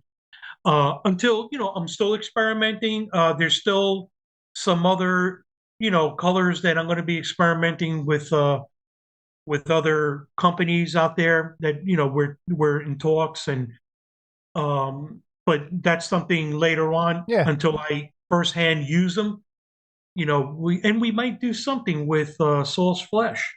So stay tuned on that. I don't want to go into further, but yeah, we'll see if it works out. I'm looking at the picture of the Dracula right now. I have to compliment you on your I know this is going to sound stupid. Here we go. The white, and how I mean it's just so. That's Scott. Beautiful. I'm proud of you, Scott. I'm so proud of you. What? Because I was going to ask the same question about his white, because you noticed it on this Dracula. I noticed it on your It. White is such a hard color to do, and your whites are fantastic. So Scott, finish your question. Well, I guess my question is, thank you. Yeah, I mean, is there just is there a again, is that a Jesse paint? Is it a what's your trick? Paint? Is just a trick? It's I'll tell you. All the credit that I give to is golden titanium white. Okay. I went to Michael's. They sell golden paints there, and I was looking for a white because you guys are absolutely right. You hit it on the head. White is so hard. It's just either it comes out watery and it's so transparent that it's not laying in right. So I'm constantly buying certain paints and testing out and experimenting, and I purchased the golden titanium white, I believe it's called, but it's white, golden white, and it does have a sheen to it. But if you have the right sealer, you can find that out if you need it flat. But the golden, it's golden white, man. It works well right out of the airbrush. And then, like I said, it does have a certain little sheen to it. But then after that, I seal it. I use all different types of sealers, man. I've used so many. From Hobby Lobby has one. It comes in a green can. I forgot the name to it, but it's flat. It's like a matte flat. George Stevenson actually turned me out, and I've seen this one before, but I never picked it up and never used it. And he turned me on to it not long ago. It's Krylon, the UV matte sealer. I think I have man, that thing is flat. Yeah, UV. Yeah, it comes in a weird can. Like it looks like a clear top or something. Yeah, I think so. Yeah. But it's really good. It's really flat. Then of course, Tester's dull coat, which is hard to get now, but I always like that one too. And what I like about Tester's dull coat, it's really not that dull. It's really not that flat. But I like it. Sometimes it gives a certain little sheen to the skin. Like Jason, I'm looking at you now on the screen, shiny, and you have a certain on your head right there. Yeah, you got a little exactly. He waxes it. Hey man, more power to you. eat your. But yeah, no, it's usually like but yeah, that's your mom down there doing that, not me. Well, yeah, whatever. But yeah, sometimes skin has a little tiny sheen to it. It does, and I like that look sometimes. Because I notice sometimes there's dull coats that are so dull that they look like they add a layer of dust on them. Like it actually and you don't want that. You don't want that. Sometimes it doesn't look good. And then you're like, man, shit, what do I do? I've been through that, and I just want to Yep. Oh, it sucks, man. Back to the white for a second. When you're shading down the white, though, what do you normally do? You add blue to it? Are you adding black? Are you adding what are you doing to do your shading on white? Well, I was using Jesse's paints, the Garage Kit colors, and I was using transparent Payne's gray. Man, what a great color to shade Yeah, for because light. it has a little bit of blue in there, has a little bit of black, like it has that perfect. Yeah, that's a good Yes, choice. yes. So I'm trying to find something. I ran out of that, Okay. and I'm trying to find something close to it. I did buy. Is it golden? I think has a shading gray. It really doesn't have any blue in it, but what you call it? But it's doing its job. It's pretty good. I know I Liquitex like that one. has a Payne's gray, but I don't know if it's transparent. But Liquitex, the tubes Okay. used to have a Payne's I'll look gray. into it. Yeah, So, yeah. I've seen a ton of grays, Payne's grays out there, but uh, not transparent. right. Uh, Right. but I'm still in search of. I mean, Oh, I also like the way you hit the vest, and I think a lot of people make this mistake: is that they'll paint the vest the same white as the shirt. Okay, yeah.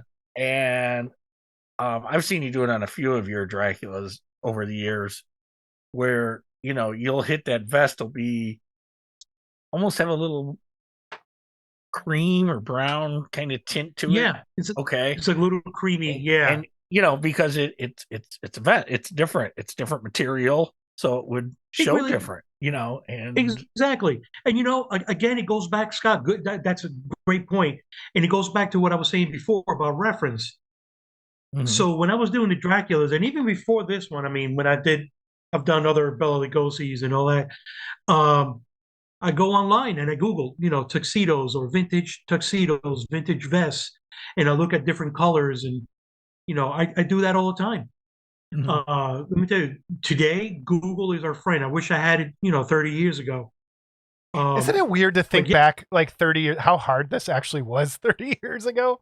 Because you Oh, were just man. like Oh my winging God. it most of the time. Like If until you like were Gremlins of winging the it. Garage came along, you were just trying to figure stuff out on your own. And Yeah. now you can just, watch a video anytime you want of anything you want to try and do. It's and I don't know amazing. if you went through this, Jason, but I bet Saul did. How many fucking giant phone bills did you have from talking to people long distance on the Always. phone? Okay. Oh yeah, and no, it's- the wife would get the phone bill and go, "What the fuck are you doing?" So, one last thing I'm going to say Always. about Dracula, and I noticed you did it on this one. You did the red, but one of the ideas I had years ago in my head was the very light lavender. I always thought that would look great. And I think I you were did the that on my first one I Jeep. saw do that on a Janice kit. And I was like, fucker, somebody stole that idea out of my head, because it was Oh like, yeah.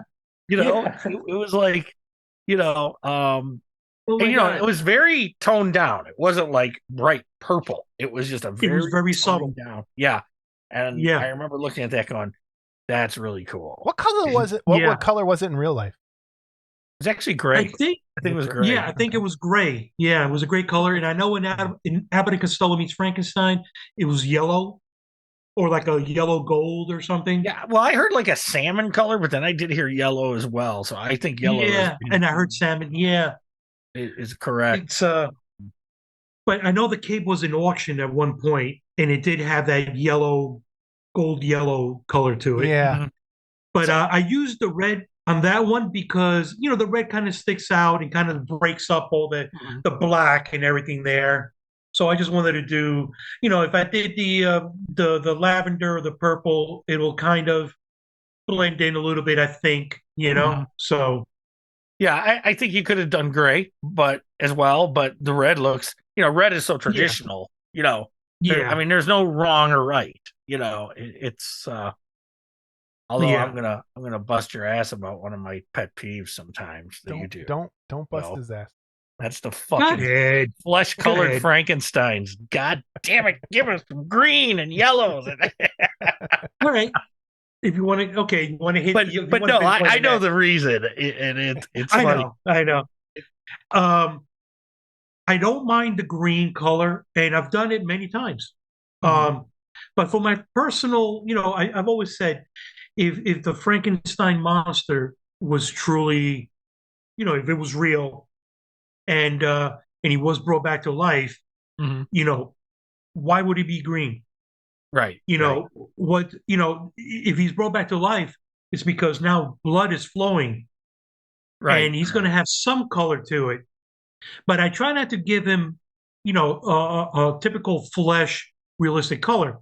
I try to, have some like gold toner undertones in there, or pretty much almost like if he has a liver problem or something.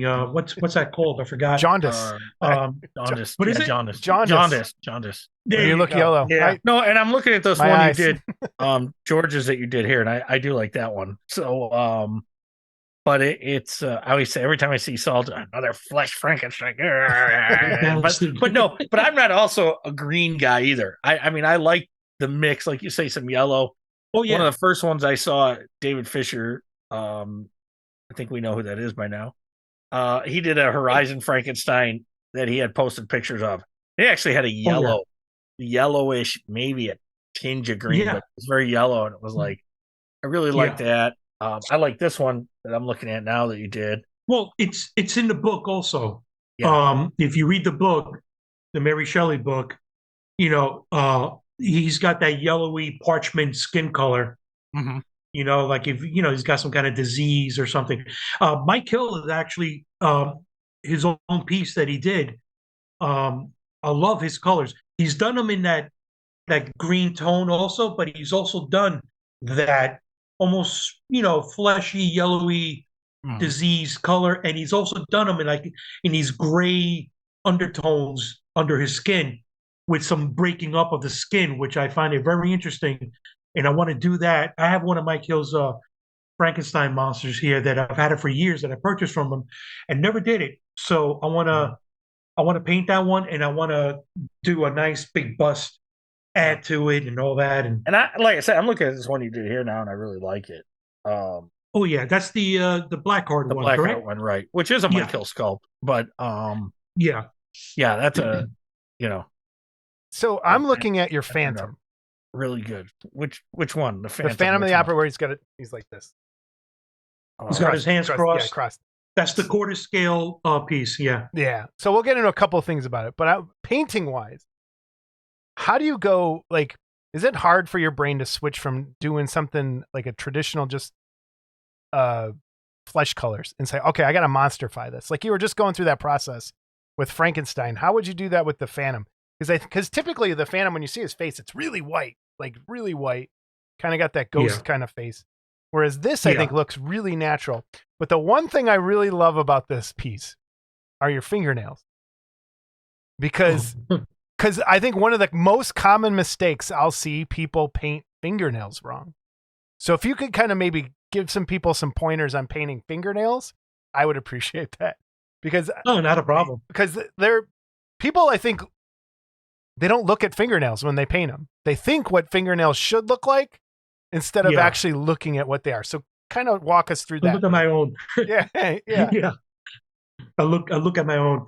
Well, with the flesh, I used to hit a wall like, okay, I gotta break out of doing regular flesh, and I gotta do whether it's ghostly creature or something, or the Phantom, or even Bela Lugosi. I've seen, done beautifully and everything, and there's nothing wrong with it at all. But I've seen, the Bela Lugosi painted pretty much almost white, and it kind of looks, God, please guys, forgive me, everybody out there, but like a clown, Mm-hmm. And again, I'm naming Dave Fisher, Mike Hill a lot here because I absorbed a lot of their wisdom, I guess you want to call it.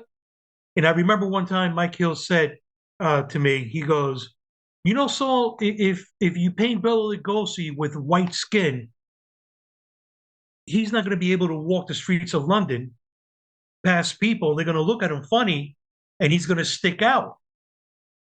Maybe he said in other words, but something like that. He goes, he's going to stick out.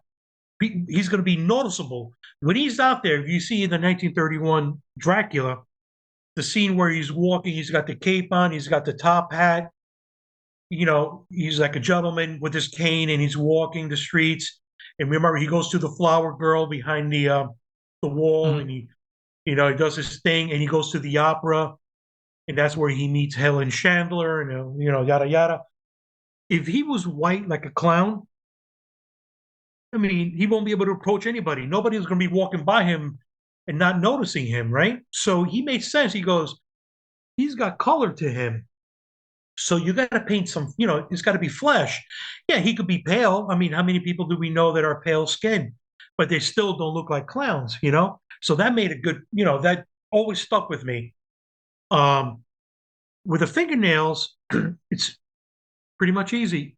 I take a warm gray, more to the white side, but not white, but a warm gray, and I make a wash. And I just use water. I don't use anything else. I just use water. It's water-based paints, so I use water, and I thin down the very light warm gray, and I just start with a detail brush, doing the fingernail. Sometimes it'll disappear a little bit because it's watery, it's a wash, and sometimes I have to go over it again a couple of times, and that's all it is. Nothing. Like I was talking about before. So You could have got the paint. You could have got the paint off your thumb before you came out. I'm just saying. Okay. Let me tell you, I was painting before, and I was trying to scrub it, and I couldn't.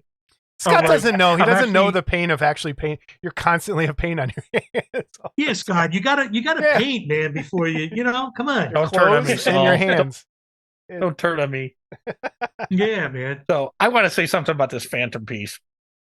And I don't know if Saul remembers, but I got one of these from him when he first came out with it at the Kit Builders show down in St. Louis, because you and Mark had a table right next to me.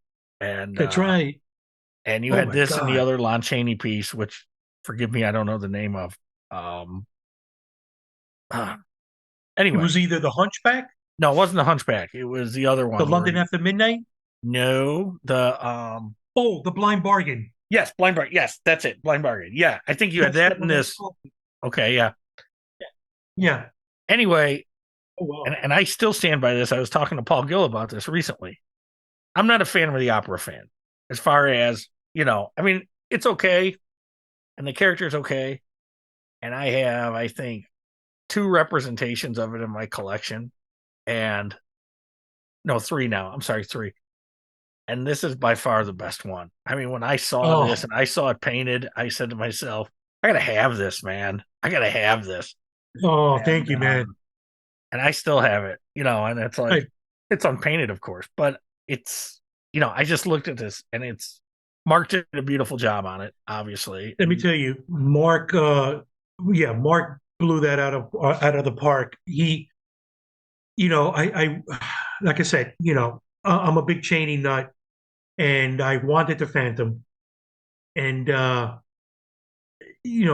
thought of no one else but Mark at the time to do it. God, how old is that kid now? 10 years, 12 years, I forgot. Oh, more than that. And it's still a seller. Yeah, it's still a seller, big seller. Mm-hmm. And I hired Mark to do that, and let me tell you, we went back and forth on the phone with references and talking about it. He was so great with it, man. And then at one point he says, "Why don't you come over?" I was in New York and he was in Allentown, Pennsylvania, and he said, "Why don't you come over and hang out with me for the weekend, and you could watch me, sculpt it. You could see what I got in person." And I took the drive down there and I stayed the weekend. I mean, I was blown away by what he was doing. And when he was done and he sent it to me, I'll tell you, I couldn't be happier. Today, it's still one of my favorite pieces that I produce. And like I say, Mark did that one. He did the Chaney Hunchback.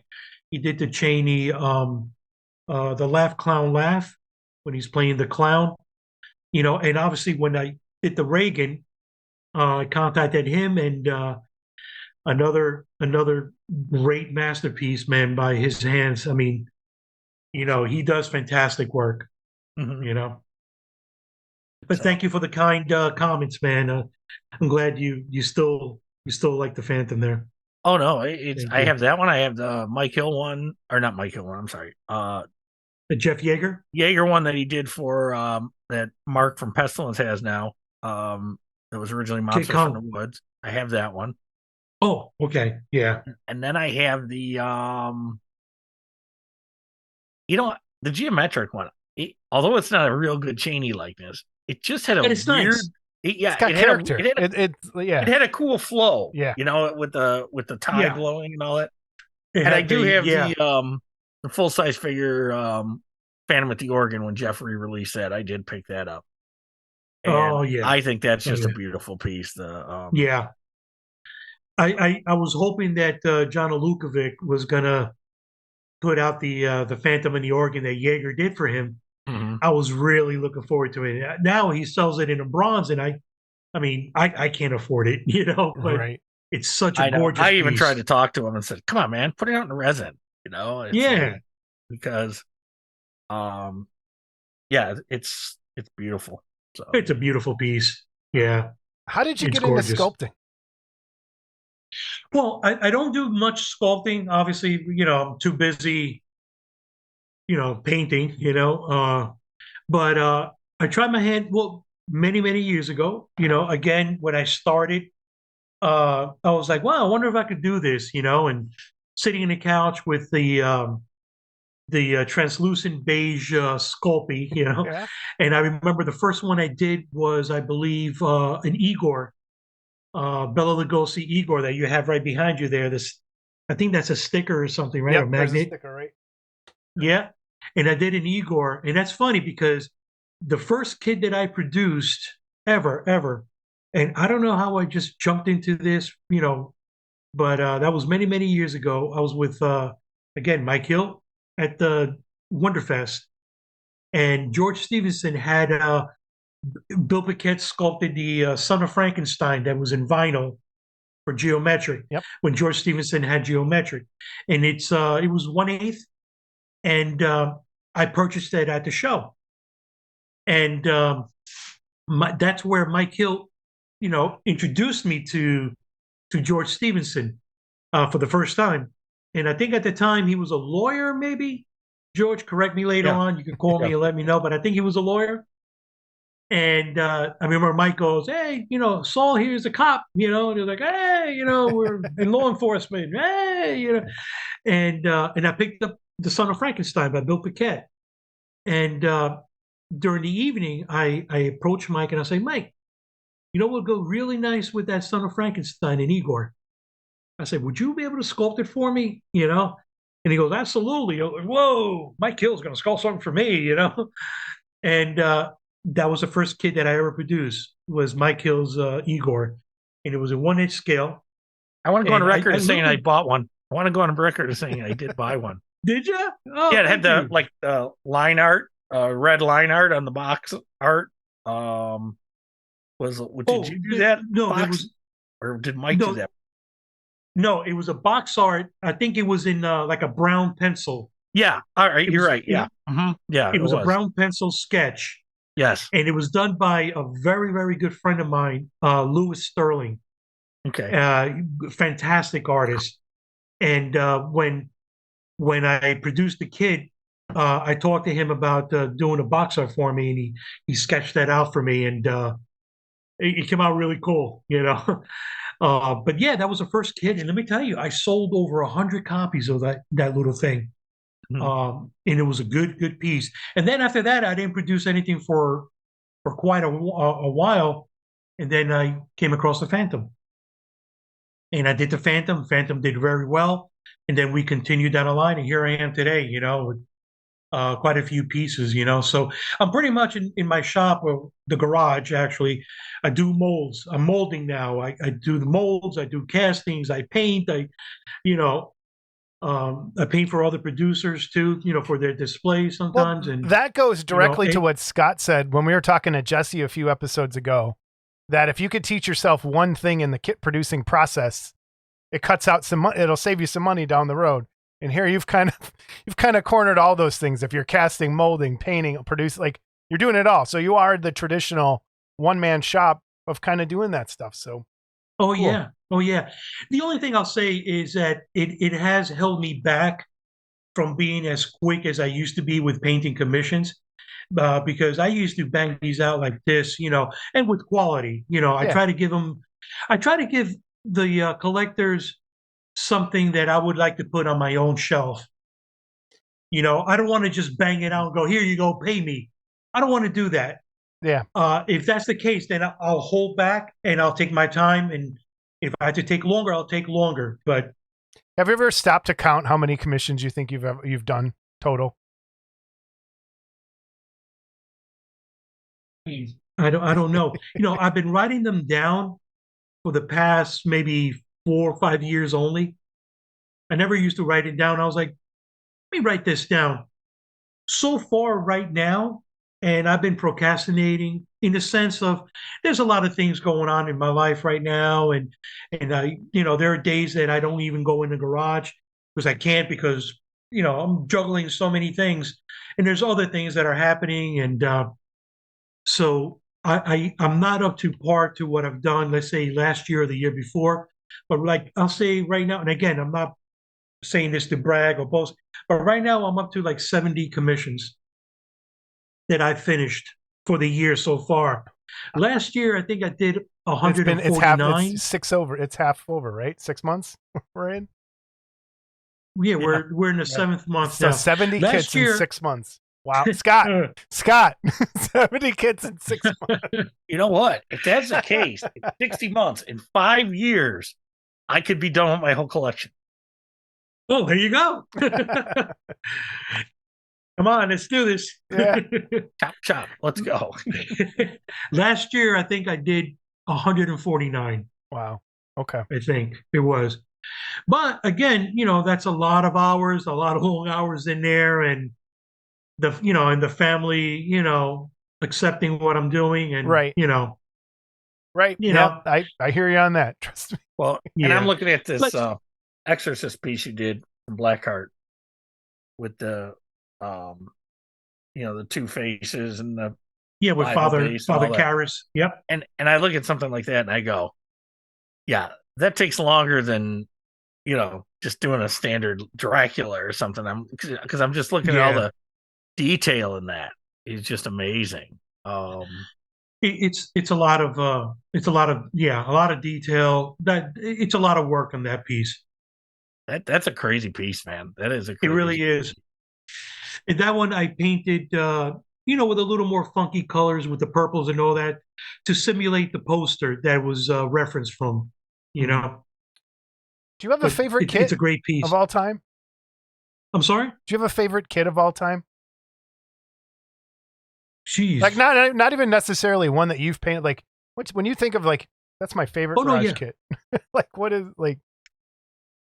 Well, the top Janus Man 3. of 1,000 Faces. Huh? Or a top three. three. Give us top 3. Yeah. Let's go top 3. Oh, okay. Well, give him some leeway. The Janus Man of 1,000 Faces, I hold that dear to my heart. So yeah, like your Mount Rushmore of garage kits. So you have the Man of 1,000 Faces. And what are the other ones? Because that one kind of started it all, and it's a beautiful kit. Oh yeah, yeah. Overall, God, you can pick your own. It's hard. It really is hard because there's so many amazing pieces, man, by so many amazing artists out there. God, we never can leave really it at Man of thought 1,000 Faces. That Let's works. leave it there for now. What have you ever just wanted to smash a kit like you were having what's the hardest thing you've ever done that you were just like over it? I don't want to paint this anymore. It's killing me. But in the end you figured it out and it was like, oh, okay. Like that's okay. Oh man. Well, back in the day, and it wasn't a hard kit or kits. Back in the day, quite a few years ago, I used to belong to a group, Statue Form. Mm-hmm. Mm-hmm. You know what I'm talking about? But mainly it's a lot of superhero kits, comic book characters and all that. And a lot of people started getting to know who I was there. Matter of fact, I think that's where I met Jesse Garcia. Probably. And it was there because I painted a lot of his little superhero bus that he used to have. So I think I painted a set. I think it was the Wonder Woman, Batman, Aquaman, Green Lantern, and I forgot whatever, the Flash. And I posted it up there, and a lot of people, they liked it. Who, yeah, it's mediocre. It's pretty good. I want you to paint mine, right? Type of thing. And I remember, man, without even anybody saying, "Could you paint it for me?" I'm at my doorstep, and I got like, 10, 12 boxes, and it's like 10 Wonder Womans, 10 Batmans, the Superman. And I'm like, oh my God. And let me tell you, after you paint like 5 of them, you just like want to grab and fling it against the wall. And you're like, I don't want to paint another one. I don't want to speak for him, but I think is another fantastic artist, Jim Capone. Mm-hmm. I think he doesn't like to paint multiple kits of the same kits. Yeah. He says, I paint one and that's it. I don't want to hear. If you want me to paint another one, you got to pay me because I've written on this piece of paper here one that I bet you were really sick of early. Okay. Go ahead. I've written it on this piece of paper. So let's see if you can guess. But it was one of those superhero busts that early on, when you started painting them, and I was like, oh man, he's got to be sick of painting that one by now. Let's see if we're on the same page. Could you give me a hint? Karnak moment. I'll say it was a female bust. Oh shoot. It was a female, but it wasn't Wonder Woman, was it? No. As soon as I pop this piece of paper up, you're gonna go, oh yeah, fuck that piece. Okay. Oh man. Oh, come on, Scott. You gotta ready? I'm just gonna give it to you. Oh, it's blown out. We can't. Oh, there we go. Oh, Starfire. I think that was another Jesse piece, wasn't it? It was one of the first Jesse pieces, I think. That bastard. And you painted that thing beautifully. Okay. And I can't tell you how many of those he probably sold because of that, because I know I bought one because of the paint job. Okay. That was another one. So am I right? Is that one of those you were like, Jesus Christ, if I got to paint another one of these? Okay. Oh my God. I think I have one stored somewhere in my storage. But yeah, you're 100% right. Okay. So that would have been one of them for sure, right? Yeah. I can't even count how many of those I painted. Unbelievable. So what else, guys? Hit me with some questions. Is there anything you won't paint? If someone approaches you and says, will you paint this? Will you just say, no, I don't paint those, or I don't want to paint that, or whatever? Is there anything you won't? Oh, yeah. Okay. And I've been sent those kits, and I've shipped them back to them. Mm-hmm. Recast. Okay. I won't paint in recast. Especially myself as a kit producer, I would hate for somebody to recast my kits, and then just have it exploited out there and send it to painters to paint and all that. And, look, I'm not going to go out there and go nuts and everything, but, it's, we're putting hard work, earn money into this, and a lot of work, a lot of money and all that for somebody to just go, hey, I'm going to take it and I'm going to, one time I ousted somebody on Facebook, and it was after multiple talks with this one particular person. And it came to the point that I even warned them. I was like, listen, I'm going to put your name out there because you're telling me you're not recasting my piece, but we know you are. And everybody's coming out and telling me. And it was my Jack piece from American Werewolf in London. Oh, I know who it was. The one with the face torn up. Yeah, and I know who it was then too. So it's yeah, it was some guy in England. So somebody brought it to my attention. He goes, listen, he's posting that he's got this kit available, and it's really rare, hard to get. You can't get it. Didn't say who sculpted it. Didn't say who produces it. Didn't give any information at all whatsoever. But very rare, and it's available. I got 3 available, ready to ship. So I contacted him and I go, hey, how are you? You got 3 available? Yes, I do. And and I explained, that's my kit. Where did you get it? Oh, Saul. And then he was like, oh, Saul.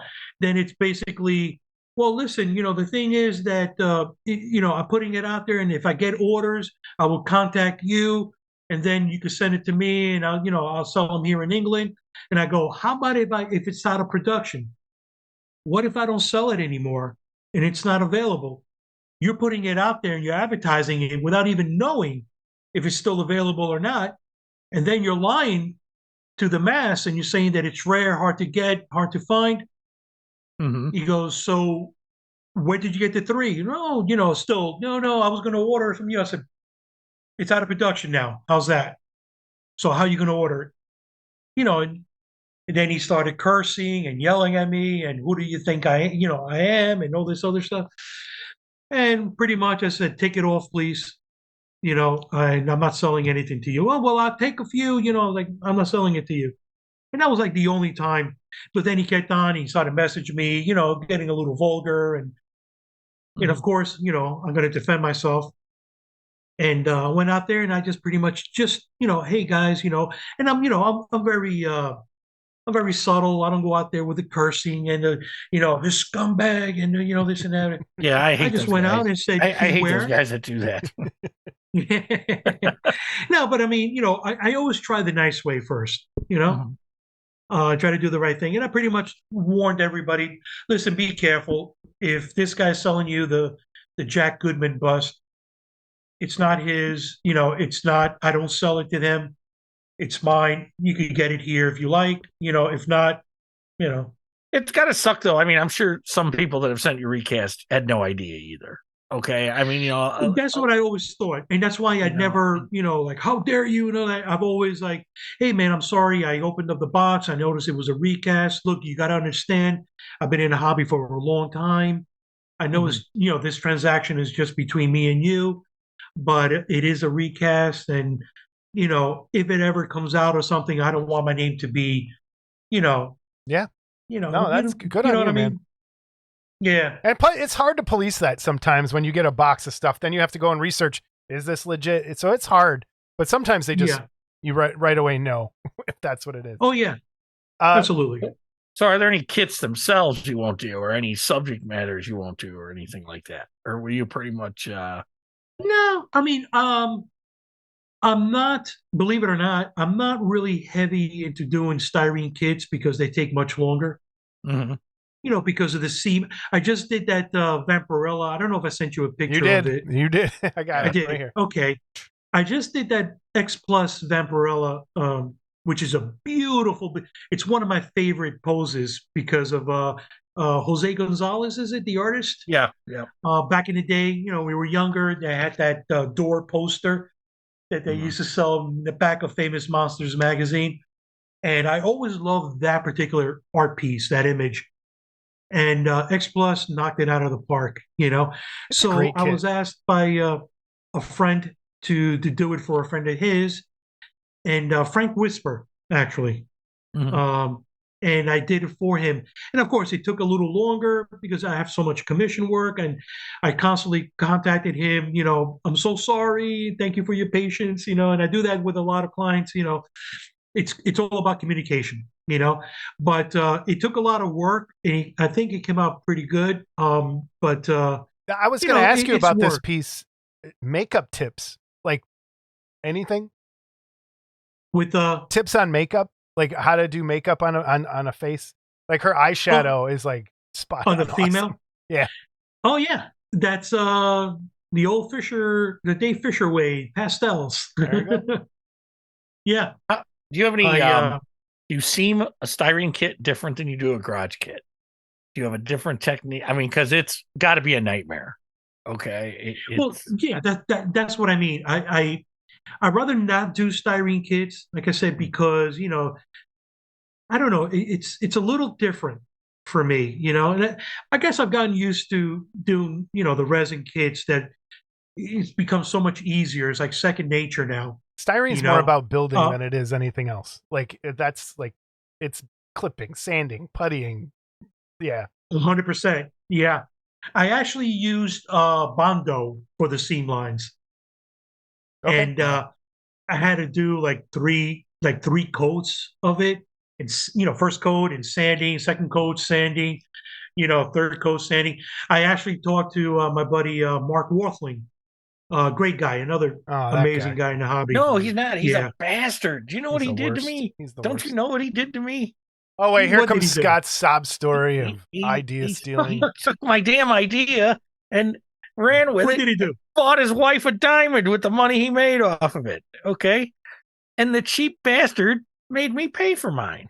Okay. I'm just saying. All right. And then to What? add insult to injury. Okay. They were in town last week for G Fest. I took him and his wife Shan out to dinner.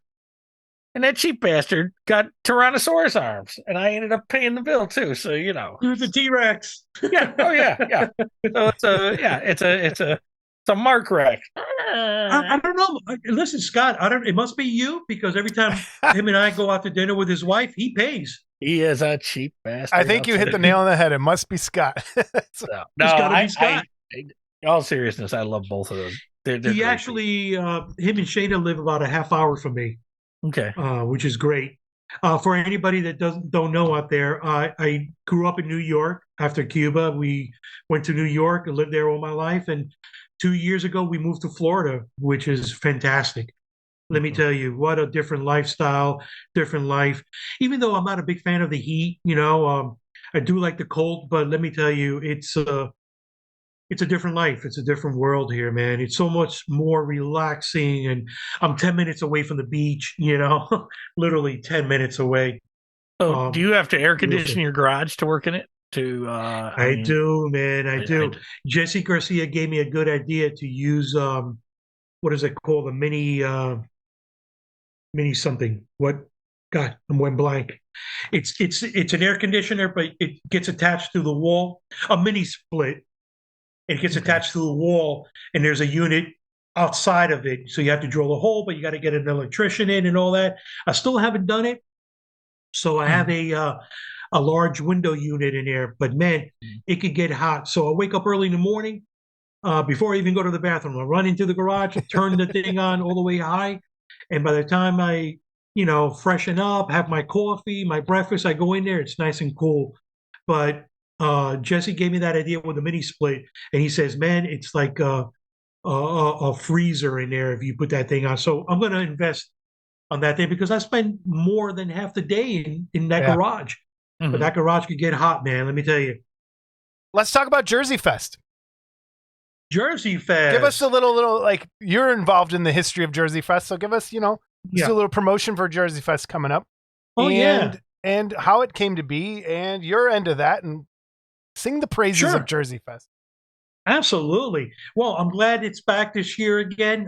Looking forward to it, and looking forward to seeing the gang and everybody in the hobby, and attendees and sculptors and painters and everybody getting together. I'm really looking forward to it.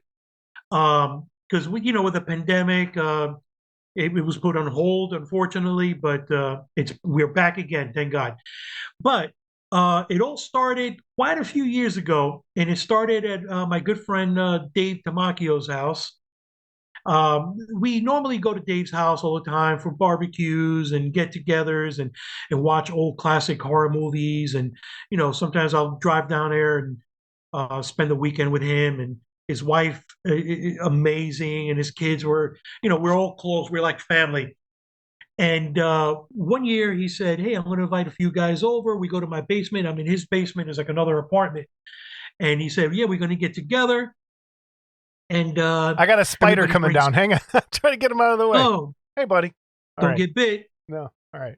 Get bit. He'll eat it. See, your spider senses are tingling. Yeah. Sorry. Go ahead. So he invited 6 people over his house, me including, and we brought kits over, we're hanging out, working on kits and pinning, sanding, putting stuff together, yada yada. And then we order food. We go upstairs, throw on a classic movie. We had a good time. And he did that for, I don't know, about 4 years or so. And each year, first year was only 6 of us. Second year was about 8 to 10 of us.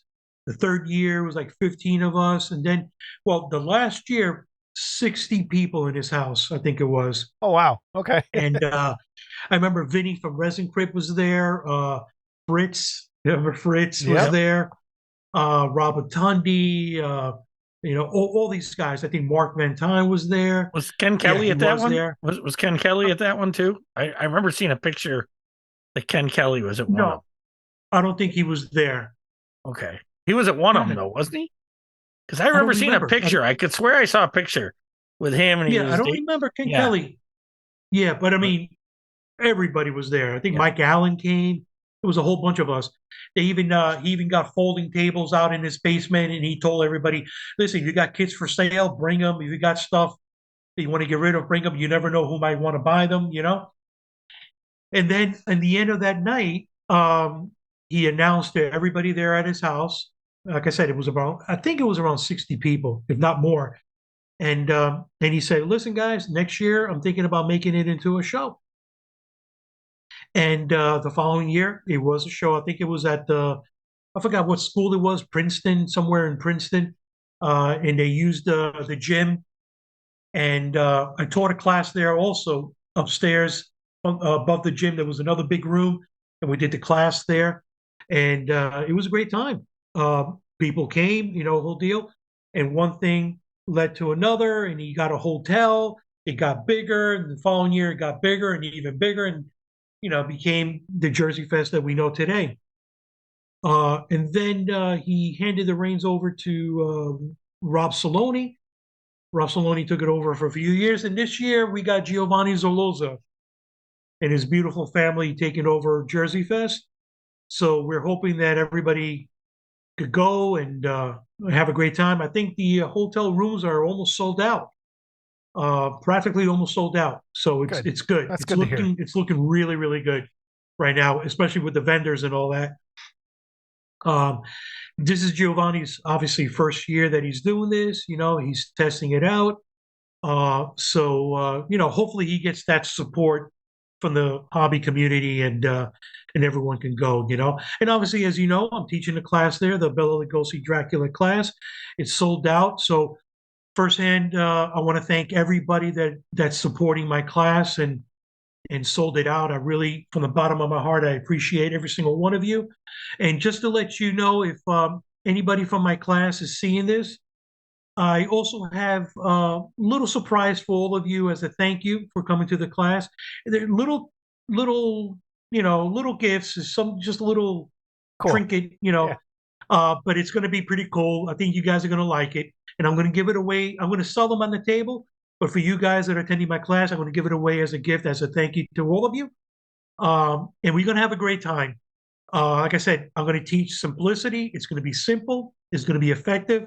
And all of you, I know from beginner to advanced, you're all going to come out with a beautiful piece. I know I could see it already. I am going to say that there's like 2 or 3 people in there that are ringers. They're really, really good at painting, and I admire their painting also. So I'm honored, and I'm very, very humbled that they took my class. I don't know why, but they took my class. But we are going to have a good time, and we're going to have some laughs in there. So Cool. Thank you to everybody there. That's awesome. Yeah, there's also Mark Van Tine's sculpting class. I think that's a must have. I mean, you got to go to that class if you're into sculpting, and if you're into even wanting to touch clay for the first time.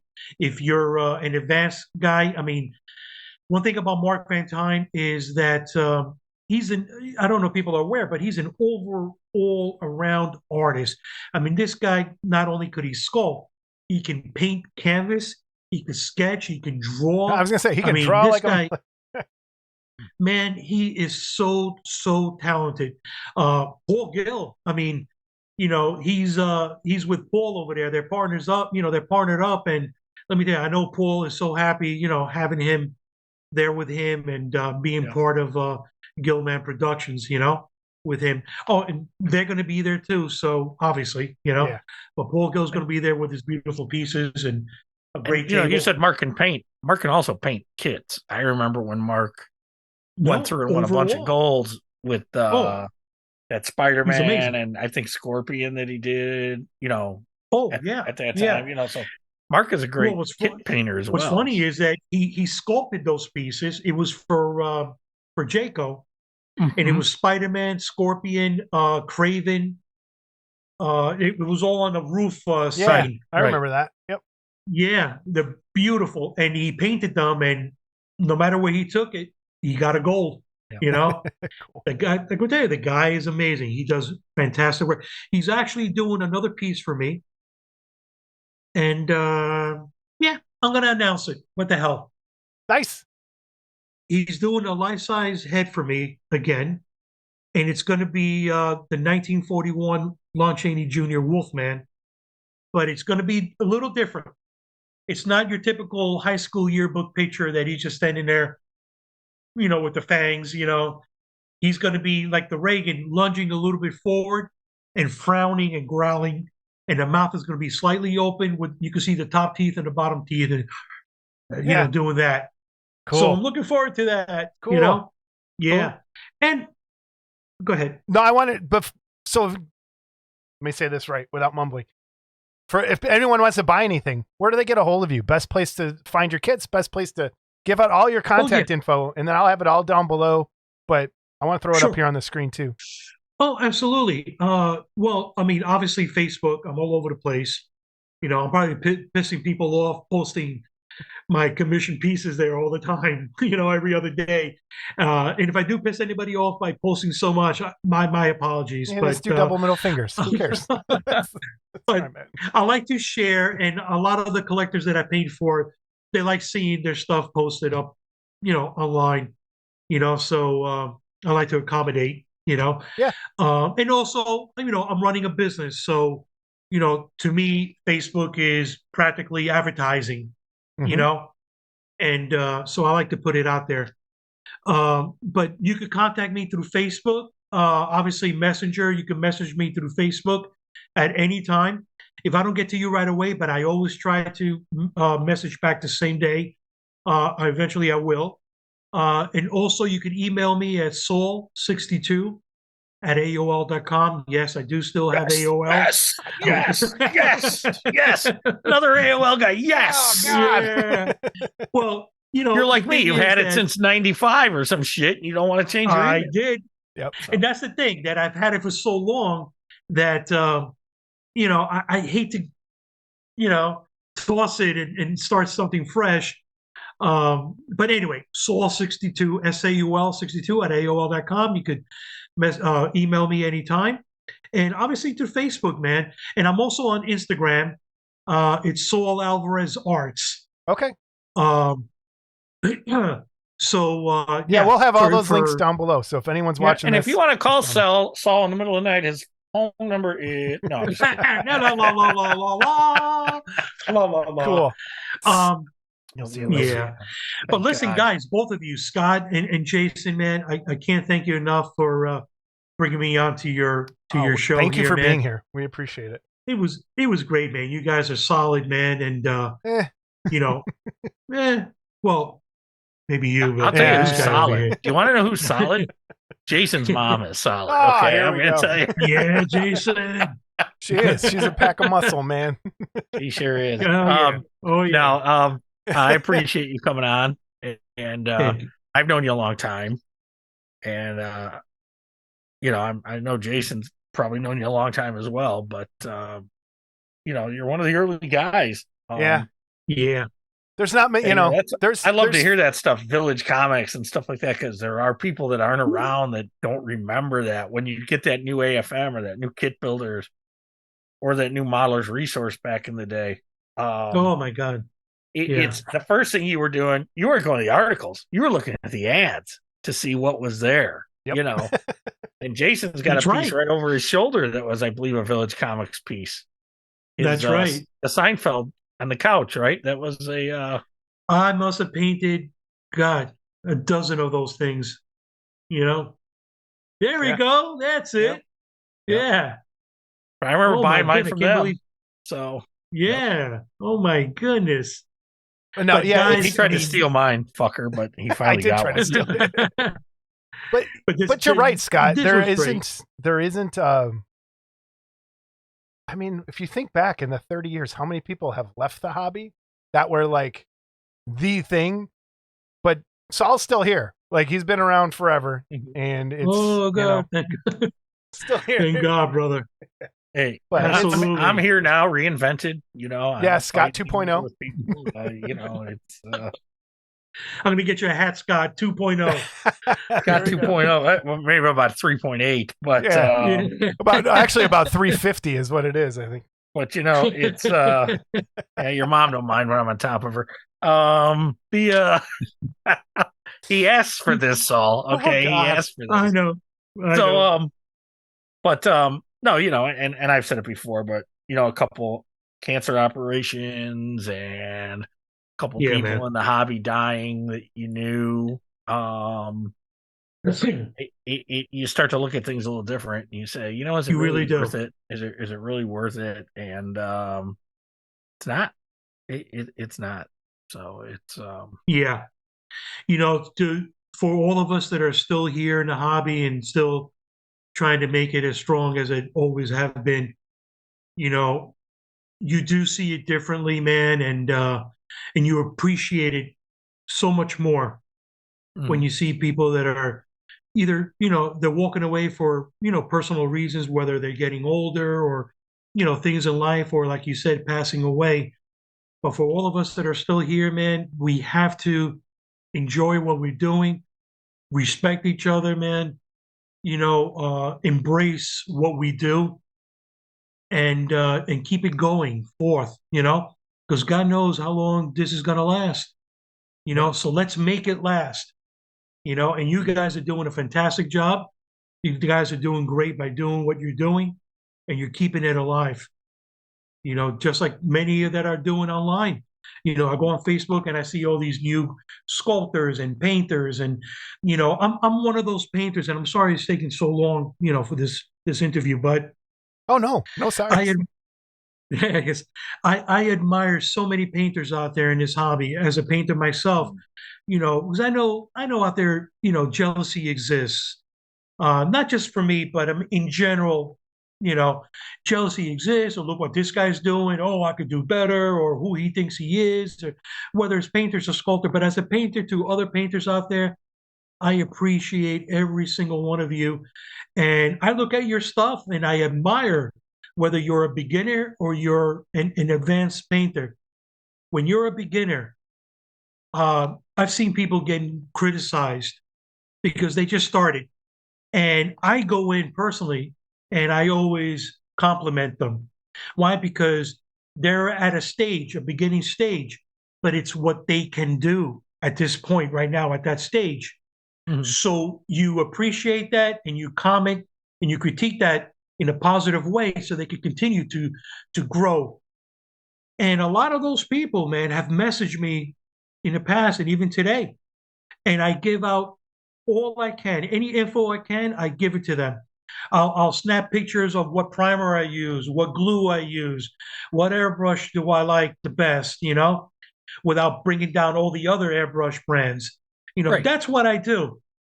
And I tell them, listen, what I use, what paint brands I use, what airbrush I use, what compressor I use, what kits I buy or I sell, whatever. It's not the end all. It's not chisel on stone. That's the way you got to do it. And that's what I tell the people in the class when I teach is, listen, what I'm showing you now, it's not the way to do it. It's just a way that I did this particular piece. And I'm going to show you how I did this piece. Hopefully you can take something that I did from here, and even if it's one step that you learned, you went, oh shit, I didn't realize I could do that to this piece. You're ahead of the game. Yeah. And if you walk out of there and going, hey, I knew all that stuff, that's good too, because we're going to have a good time in that class. So it's all about whether you knew everything I just showed, but you could walk out of there going, hey, no matter what, I knew everything that he showed, but man, I had a good time. Saul made me laugh. I'm not as serious as I'm showing you guys right now. I got my ways too, you know. So when I get to the class, I'll joke around, I'll goof, I'll do this and this and that, and I'll make everybody feel comfortable, everybody feel welcome. We're all a family for those 5-6 hours, and we have a good time and lots of laughs. So when they walk out, and it's happened in all my other classes, they come up to me and they go, "Man, what a great time." Yeah. And that's what it's all about. So you both continue doing what you're doing. I'll be supporting both of you all the way to the end. We're right there with and you, I'll man. be happy. We're going to do leave it this. right there. That's a perfect way to Thank you so much for Beautiful. joining us, Saul. We appreciate it. We really, really, truly Thank you, appreciate you brother. coming on. So thank you, man. I appreciate you. Appreciate Scott. Guys, thank you so much, man. You have a great night. And I'll see you online. Yep. We'll see you soon. All man. right. Take care, man. That was Saul, everybody. I love him. Nice, humble guy. Very willing to share his secrets, which I think is really cool. And we're going to have him back. We'll probably delve deep into some painting tips and stuff. I wanted to get a little Saul history in there. Scott, what'd you think? I was thinking why we broke after he. Yeah, Scott and Saul talked for another fucking hour. Right. But no, but after we broke and I went in the kitchen to get something to drink, and I was thinking, man, what can we do to get Saul back on? I haven't even talked to him yet, obviously, about this, but maybe a good Q&A. Like, people send us your questions and we'll forward them to Saul, and then maybe we could have him on, and maybe he could demonstrate and or show some pictures and answer questions. Yeah, that'd be cool. Yes, that's a good idea. That's a very good idea. Yeah, man, you know what? Will probably steal it. Yeah, he probably will. He's a thief. Speaking of Worthling, one thing I forgot to mention. Yes. So in the last episode, I showed my casting. You forgot to mention a big thing. You went to G-Fest. I mentioned that last time.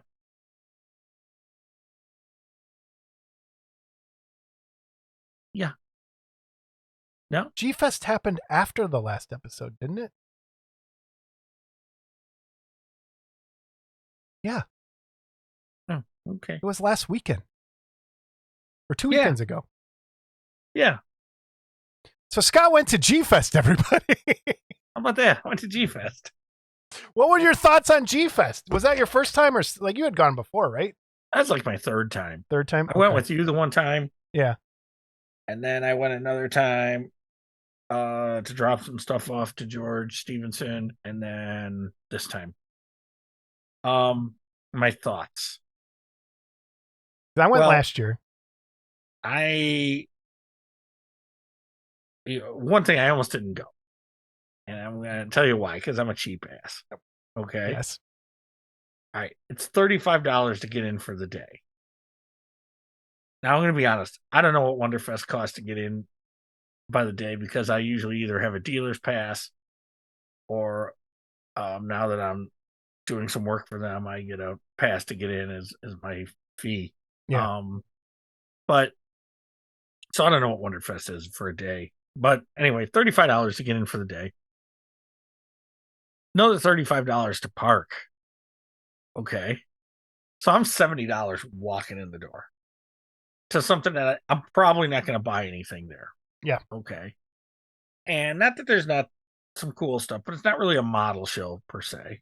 There's a lot of X Plus stuff, and I did see there was one place that was carrying the X Plus vinyl kits, which was cool. I did get to see the Worthlings and George Stevenson, Terry Webb, and I talked to Jim Groman, Garage Kit veteran sculptor James Groman. And I had a nice discussion with him, and I was able to work in, hey, Jim, you think we could get you to come on? And he was very receptive. I'm proud of you, Scott. Wow. He's in our future. So I was there. Awesome. I also got hooked up with a caster or a mold maker, I should say, in the area. Okay. And so that should hope. Was Trock there? Was that guy there? Oh, that Trock guy? Yeah, I'll get to him in a minute. He's right. Gordy Dutt was there. But so you threw me off. Anyway, Groman agreed to come on. And so we'll get him on for sure, because Jim, what a nice guy. I never had talked to Jim before. So when And I went just- to Resentopia, we had dinner, like a bunch of us had dinner, and I got to sit next to James. And I didn't know he did Madballs from when I was a kid. And I had all the Madballs. That was like I loved them as a kid. And I found out he was the guy that sculpted those. And I was like, wait, what? As I was sitting at dinner with him, I was like, oh my God. So I would love to have him on. That'd be great. Terry Webb was there, the Worthlings, Gordy Dutt, Larry Burbridge. Oh, your old arch nemesis. I said hello. You're the new, it's Scott 2.0. And Well he done. looked at me and says, well, look who's here. And that's all I got. But whatever, you know, it's like, what are we going to Hey, do? Baby steps. We're Baby old men. steps. We're going to sit and fight, you know.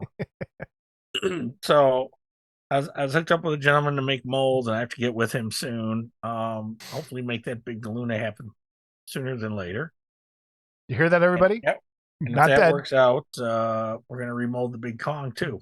So Cool. and there's some other stuff going on with that Kong, but I don't want to. Scott actually has kit producer stuff going on, which is good to see. I can't get too into it yet. Yep. I'm excited for that. Really excited. And what else? Took the Worthlings, as I mentioned in the interview. I took the Worthlings out to dinner, and so that was a nice time. Just spending some time away from everyone else, just one-on-one time. Me and Shanna. Mark just sat there and ate. You know, he's not allowed to speak. All right, let's move on. But yeah, so I did go to G Fest. You're right. Cool. Oh, so last episode I did a review of the Bride of Frankenstein that Mark, hopefully by August, is going to start shipping, right? So while we're on the Discord last Saturday, I looked down. This is and great. My dog is pulling one of the pieces out of the box, the base piece, the little thing with the bandages on it. And I heard her and I caught her. Get out of there. And I grabbed it and I put it up on the desk. I didn't think anything about it, right? When I get done with the Discord, I go out in the living room and I see something on the floor. I'm like, what did she get? Okay. Well, unbeknownst to me, she got, and let me be on record here, casting number 1, okay, of the Bride of Frankenstein's head. And she just, there's 2 holes in it all over the place. She It's a little destroyed it. monster. So That's I what you forget get. another- God punished you for being all pompous about getting the first one. yeah, so now I'm gonna have the first body, the first base, the first arms, and probably the 50th head. So and chances are that cheap bastard will charge me for it. Do you have it right there? I don't. I brought it downstairs today. Okay. I wish I would have thought of Yeah. it. I would have sent it. You know what? We can. You don't want to edit a picture in later, do you? I can. Send me a picture. All right. I think I have a picture of it. So All right.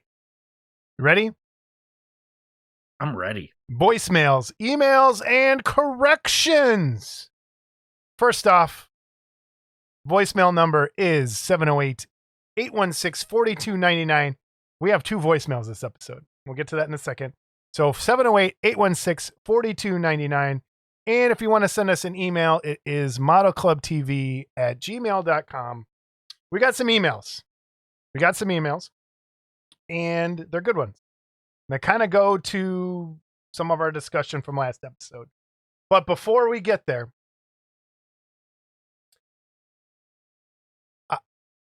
the ghost of John Tucky called back.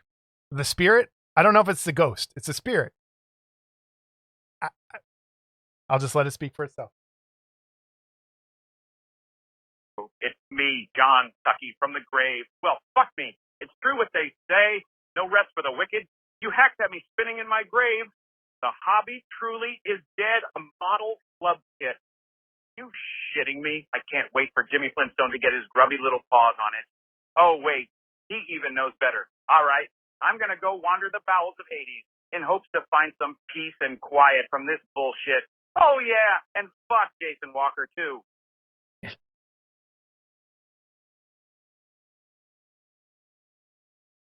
I love this so much. I can't even. Fuck Jason Walker. Oh, the spirit of Mr. Tucky. Please, please keep doing this. I really like, I would love to actually do an episode with the spirit of John Tucky as a guest on the phone. I think that would be amazing. But please just keep leaving us voicemails because I love it more than They're great, and I don't think any disrespect is meant. But we did learn one thing: John Tucky's in hell because he said he's wandering Hades.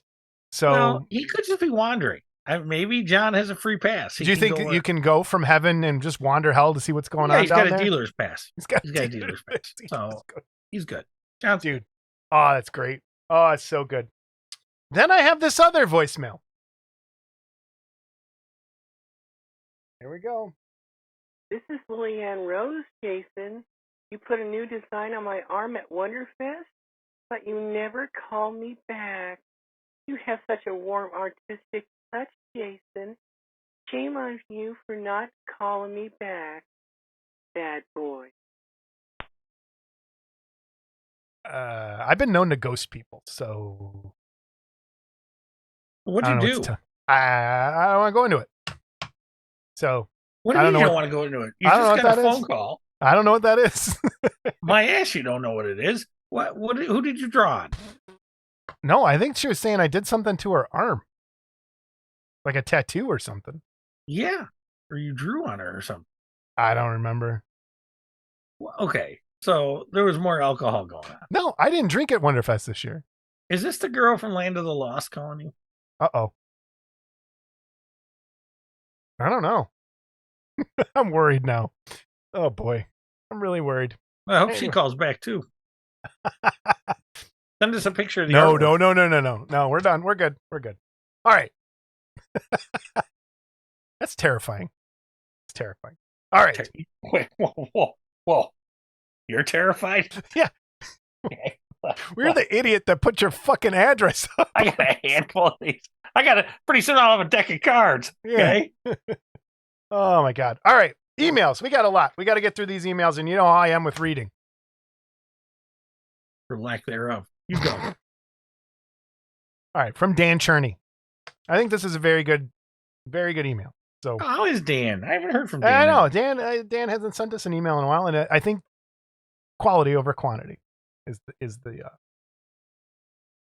Dear Jason and Scott, as you near the 1,000 subscriber mark, I want to wish you continued success as both a team and as well as an undoubtedly the best source of news around this ever-changing hobby of figure and pop culture model kits. It feels weird. Seeing that this is, bold underline, an ever-changing hobby, I believe I could already hear the Civil War shouts from various sides when Jason gave his Death of the Garage Kit speech at the end of episode 73. Everyone go back and watch that. I realize, as do many, that Jason didn't really mean the literal death of garage kits, but rather the closing of an era. While there were never thousands upon thousands of sculptors and casters slaving away in garages around the world, whatever their number was, there are now less. So thank you. Someone understood me. I did not mean the actual death. Thank you. This is not the time or the place for 3D enthusiasts to jump up and holler victory, because this is a loss not at all caused by technology. It's simply change. We lose things every day now. Look at comic book collectors, avid book readers, toy collectors, model builders of all kinds, woodworkers, traditional painters and artists, farmers, wooden canoe makers, blacksmiths, carpenters, and the once abundant super home repair handyman. A lot is changing, and it's changing fast. Each of our grandparents would be or are shocked at how life has changed since they were born. Our children no longer have hobbies or things that they hold their interest beyond 30 minutes. I would say 30 seconds, 5 minutes. For people who love something, it isn't simply enough to support the hobby financially, but it's also incredibly important for each of those hobbyists to ask themselves, what have I done to encourage and grow this hobby I love? Do you share it with your grandchildren or kids in the family? Do you have a circle of friends who help the hobby to grow? What do you do to help the life's passion grow bigger and better? Lego has replaced Aurora. TikTok has replaced the TV series. Walmart replaced milk truck delivery men. Emails have replaced letters. 3D printing is replacing GarageKit. And it goes on. I am 65 years old and I have enjoyed every minute of this hobby. For myself and those I spend time with, 3D printing is a change from how it once was. While I cannot, as often, hold that marvelous chunk of artistic resin in my hand, I can marvel at the midstream progress of a 3D print more detailed than anything ever to come from a mold. Yes, I'll miss what once was, but I am a hobbyist till they put me in the ground. Dan Cherney. Boom! That was a great email. I loved it. I think Dan nails it. And he said it far better than I could have said it because he's smart. And You should have let him say it. I'm a clown. So thank you, Dan, for that. And I agree completely. I think everyone find somebody you can share this with. If I have any bit of advice and it's in that, find a kid, find somebody, anyone, try and say, hey, look at this. Maybe you'd like try painting this.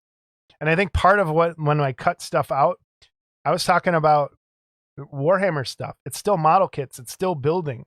Some of that might spark an interest into this and get people going somewhere. So great email. And I'm just going to, Scott, any response? Just leave it. No, I agree. Great email. I agree. All right. Next from Mike Ziamba. I think I said that right again. I always screw up. Hello, Jason and Scott. Wanted to send a shout out to George Stevenson of Blackheart Models. I purchased one of his Vincent Price Pit and the Pendulum wall hangers with a lighting kit. I could not figure out how to light the kit, and George gave me a call to help me out. It's not often you get this kind of customer service in today's world. So George is one of the guys who services his clients professionally.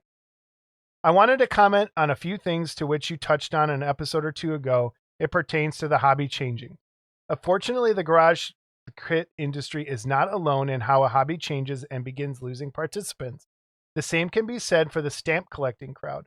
Hobbyists are passing away and their families have no use for the collected materials. So when one goes to a stamp show, you are seeing dealers who have purchased these collections and are now trying to sell them off. With fewer stamp collectors, the market is starting to get flooded with unwanted material. There does not appear to be an end in sight, as trying to recruit younger people into the hobby appears to be a fruitless task. Another example would be model trains. Here too is a hobby dominated by gray hair folks, and when they pass, so do the trains, layouts, and accessories. As for the garage kit industry, there does appear to be a light at the end of the tunnel, given the fact the hobby is transitioning from 3D printing, which hopefully will bring a younger crowd of sculptors, painters, and collectors. So while clay sculpting may become a thing of the past, I certainly hope not. 3D printing may help fill that gap and rejuvenate the hobby. I think George Stevenson had a table at a gaming convention, but I don't know how well it went in inciting some of those gamers into our modeling realm. There is a store near me in New Jersey which caters to Warhammer, gaming, and the like. I will often go into that store to purchase some paints, and there is little interest in the store getting involved with larger scale kits. I mentioned to the owner about the Goblin Hut products, but he directed me to those products he had in stock. My plan is to bring one of my models where I use the dirty down rust to show him the effects I can create. Time will tell if I'm able to convince him to stock the product. Thanks for trying. Goes right to what Dan said. If our hobby can tap into the gaming world, there's a chance the hobby will continue to thrive once a bunch of us old folks have moved on to hobby heaven. Attached is a photo of the Pit and the Pendulum piece for the gallery. I'll put it here, but I will also put it in the gallery. Thank you, Mike. And again, great email, and I think you're spot on a lot of that. Scott, thoughts? No, I agreed. And again, George's customer service is, fantastic. And man, George keeps going. I wasn't at Wonderfest this year, but he was at G Fest, and he had a lot of his, if not all of his minis set up, and it wasn't just Godzilla stuff; it was everything, and it was like, wow, he's got a lot really of stuff expanded. Yep. So I was at Adepticon, the gaming convention he's talking about, and saw George, and his table, takes up a lot. And he's out in the hall, in the main hall where he's at, so everyone gets to see his thing. And it's a great place for him because you don't get lost with all the gaming stuff. He's kind of separate, and I think he does very well there. And as long as you're showing people what we're doing, I don't really go to regular hobby stores anymore. I go to one or two, but I get a lot of paints at gaming stores or other places like that. They've kind of replaced your traditional hobby store for me. All right. Next email. Thank you, Mike, for sending that. I spot on a lot of that. From Logan Torres, Scuzzfink, everyone's favorite. I thought of a new segment for Model Club TV. Model Kit Mystery. First one, Halcyon Queen Chestburster and regular Chestburster. Sakuda made these for Halcyon. They used rubber vinyl for the body and head, almost like a dog toy type rubber, yet the legs are made of standard type vinyl.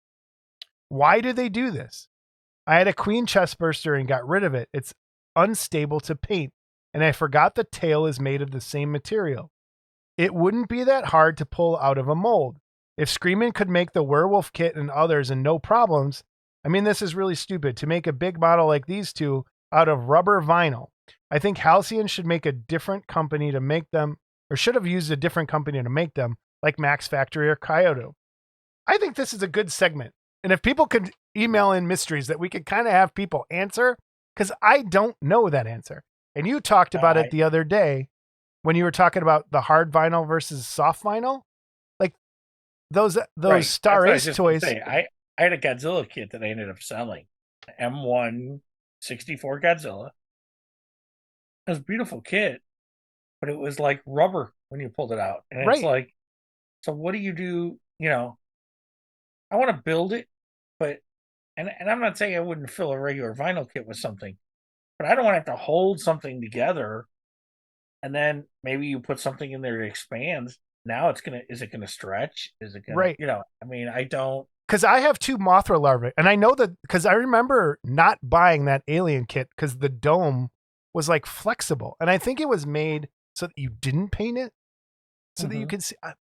I don't know. I'd like to know, but I have two Mothra larvae that are that squeezy kind of dog toy feeling vinyl. So if anyone knows the answer to this, why there is that super squishy soft vinyl, and then the stuff that says soft vinyl is actually kind of hard, like a Max Factory kit or the Star Ace kits, because we need a vinyl expert to come explain the different kinds of vinyl and how they're used. So another great email. I don't think Logan made anyone angry with that one. From Chuck Homoka. Chuck's the best, man. Hi, guys. I just saw the last episode and had to write this. The interview with Dan Garden was great.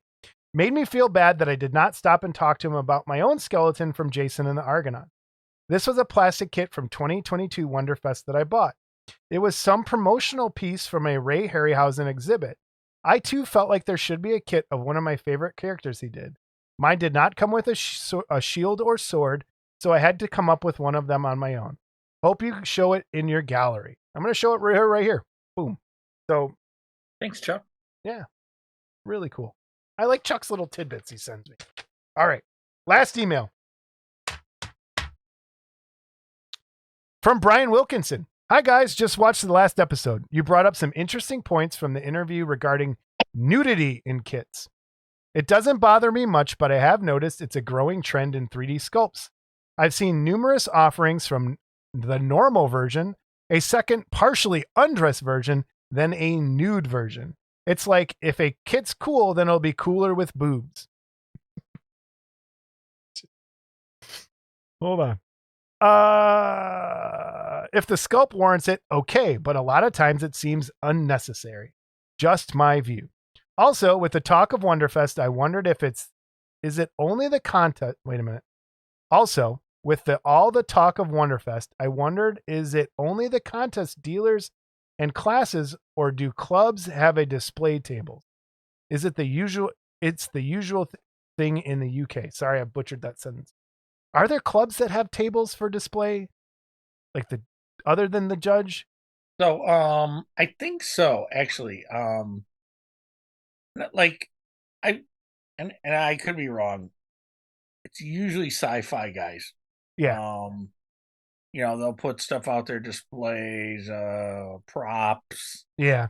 One year there were 8 Lost in Space robots. Yeah, So, and the Iron Modeler gets a table usually of the things they made afterwards. So there are some clubs, but it not when it comes to figures. It doesn't seem. Mm-hmm. Also, over here the contests are usually first, second, and third. If you are awarding on a level of skill, how do they know how many merits, silver or gold awards, to get in advance? Or do they only give out awards till they run out? Thanks for the continued hilarity. Model on. P.S. I've included a few shots for the gallery. I'll have all these because there's some really, really good build-ups from Brian that'll be in the gallery. So we could ask if George Salidas, if you're listening, you want to answer that in the comments or send us an email. Great. But I think they have a set amount. And I think if they ever run out, they quick have some on order that they can run over to the shop and get. Mm-hmm. But it's not a first, second, third for that contest. So I think they have a set amount and they can go and get more later on that weekend if they need them. Okay. So, I want to add to this a little bit. I do too. There's something else. Well, because the nudity thing? To the nudity thing, we had a comment. Okay, you read my mind. Okay. And I'll read that. Because it'll take you an hour and a half.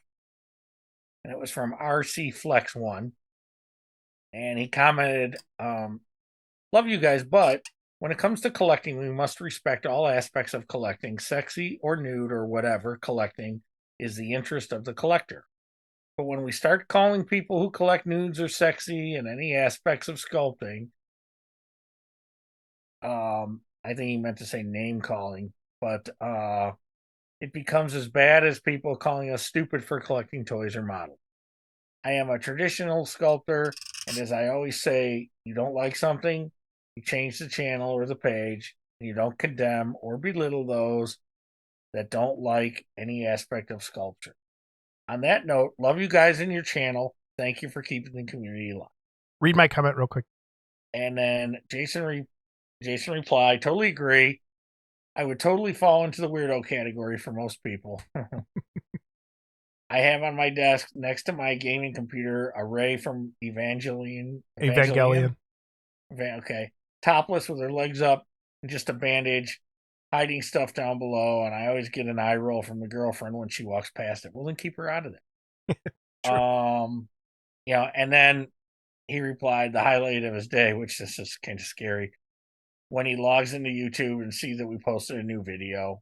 Loves our show, loves the community. And I think what happens is I think one of us made a comment last time, and I probably was you. I didn't go back and watch. Yeah, it probably was, but I don't mean that in a bad way. I know, and it's not my thing either. The nudity isn't my thing either. But I get it, and let me tell you, I don't have a problem. Like I talked last episode with Dan, I don't have a problem with it. I'm not a prude. Okay. It's just, I look at it and go, what can I put on my shelf? I'm about to have grandkids probably running around my house, and do I need a Soriana lady slave on my, and again, I think that's a beautiful sculpt. I've alluded to that particular sculpt because of all those crazy bondage sculpts, whatever you want to call it. To me, that was just really well done. And I said I would leave stuff out. But I went back and thought about that part of the conversation. Mm-hmm. Like do you remember when they had the bad Tabitha issue at Wonderfest where the guy had sculpted a bed and reposed the figure so she was like on all fours? That's not something I would have out for kids to see. Like that's not. You're forgetting a very important part of that one. Part of it was upside down, so it was apparently someone that had never seen a girl before because he had part upside down. But anyway, go ahead. But no, you're right. But when I say weirdos, there's some weird stuff out there, and I don't mean it in a bad way. Like I don't ever, because I'm into weird shit. Well, and I don't mean that. I don't mean that as a belittling thing. Okay, I would a almost guy like wear it as a me- badge of honor. Like, right. A guy like me might look at that and go, "Yeah, that's weird. That's a little too out there for me." But someone that maybe likes some of this, whatever bondage or whatever stuff is out there, might look at some of the gore and say, "Hey, man, that's too gory for right. me." And that's always been the argument. so. Like, It's I get it. and then back to the other part of his email about 3D sculptures, how having the normal, partially clothed, and then completely nude. On CA3D, he always releases a nude version of every sculpture that he puts out. And at some point, I'm like, I remember showing you, it was Green Arrow naked with a giant penis. In case he ran out of arrows. Like down to his knee. And I'm like, man, I'll find some. And there was a Hulk too, with a big Hulk dong. It's like, who's going to do that? Like, why? But, who knows? Maybe someone wants that. I will go to one of the old things that I used to say is, just because you've said it too, just because you can put boobs on something doesn't mean you have to. Right. And he said it there. And that goes to like Predators and stuff like that. Now, if they were in the movie, if it makes sense. Right. okay. And it goes back to me seeing wieners. If it's supposed to be there, it should be there. Don't hide it with a tuft of fur. Oh, like on an animal or something. Yeah, on a werewolf. And what's funny is, it's so funny. You've been to Brookfield Zoo, obviously, in Chicago. They have these 2 lion sculptures. Yeah. Okay. That are right at the entrance. Yep. And people are always taking pictures of their kids sitting on them. Thing. And what's funny is, these 2 lions, both of them, have a big ball sack. If you look at the back, you can see the big. So you'd love the sculpture because it's there. Yeah. I get why you would leave it out, but that doesn't bother me like it bothers you that they leave it out. But I get what you're saying. Yeah. We're gonna leave it right there on Lion Balls. Everybody have a great couple weeks. I'll leave Jason's mom on Lion Balls sometimes too. There'll be some unboxing videos coming up. We have a model and movie coming up, and we'll get from there. We'll go from there. A lot of big plans coming up. Yeah, we'll see. And I can get you over here to film some stuff. Yeah. Oh, the return of What's in the Bin will be next episode. What's in the Bin's back. All right. Say goodbye, Scott.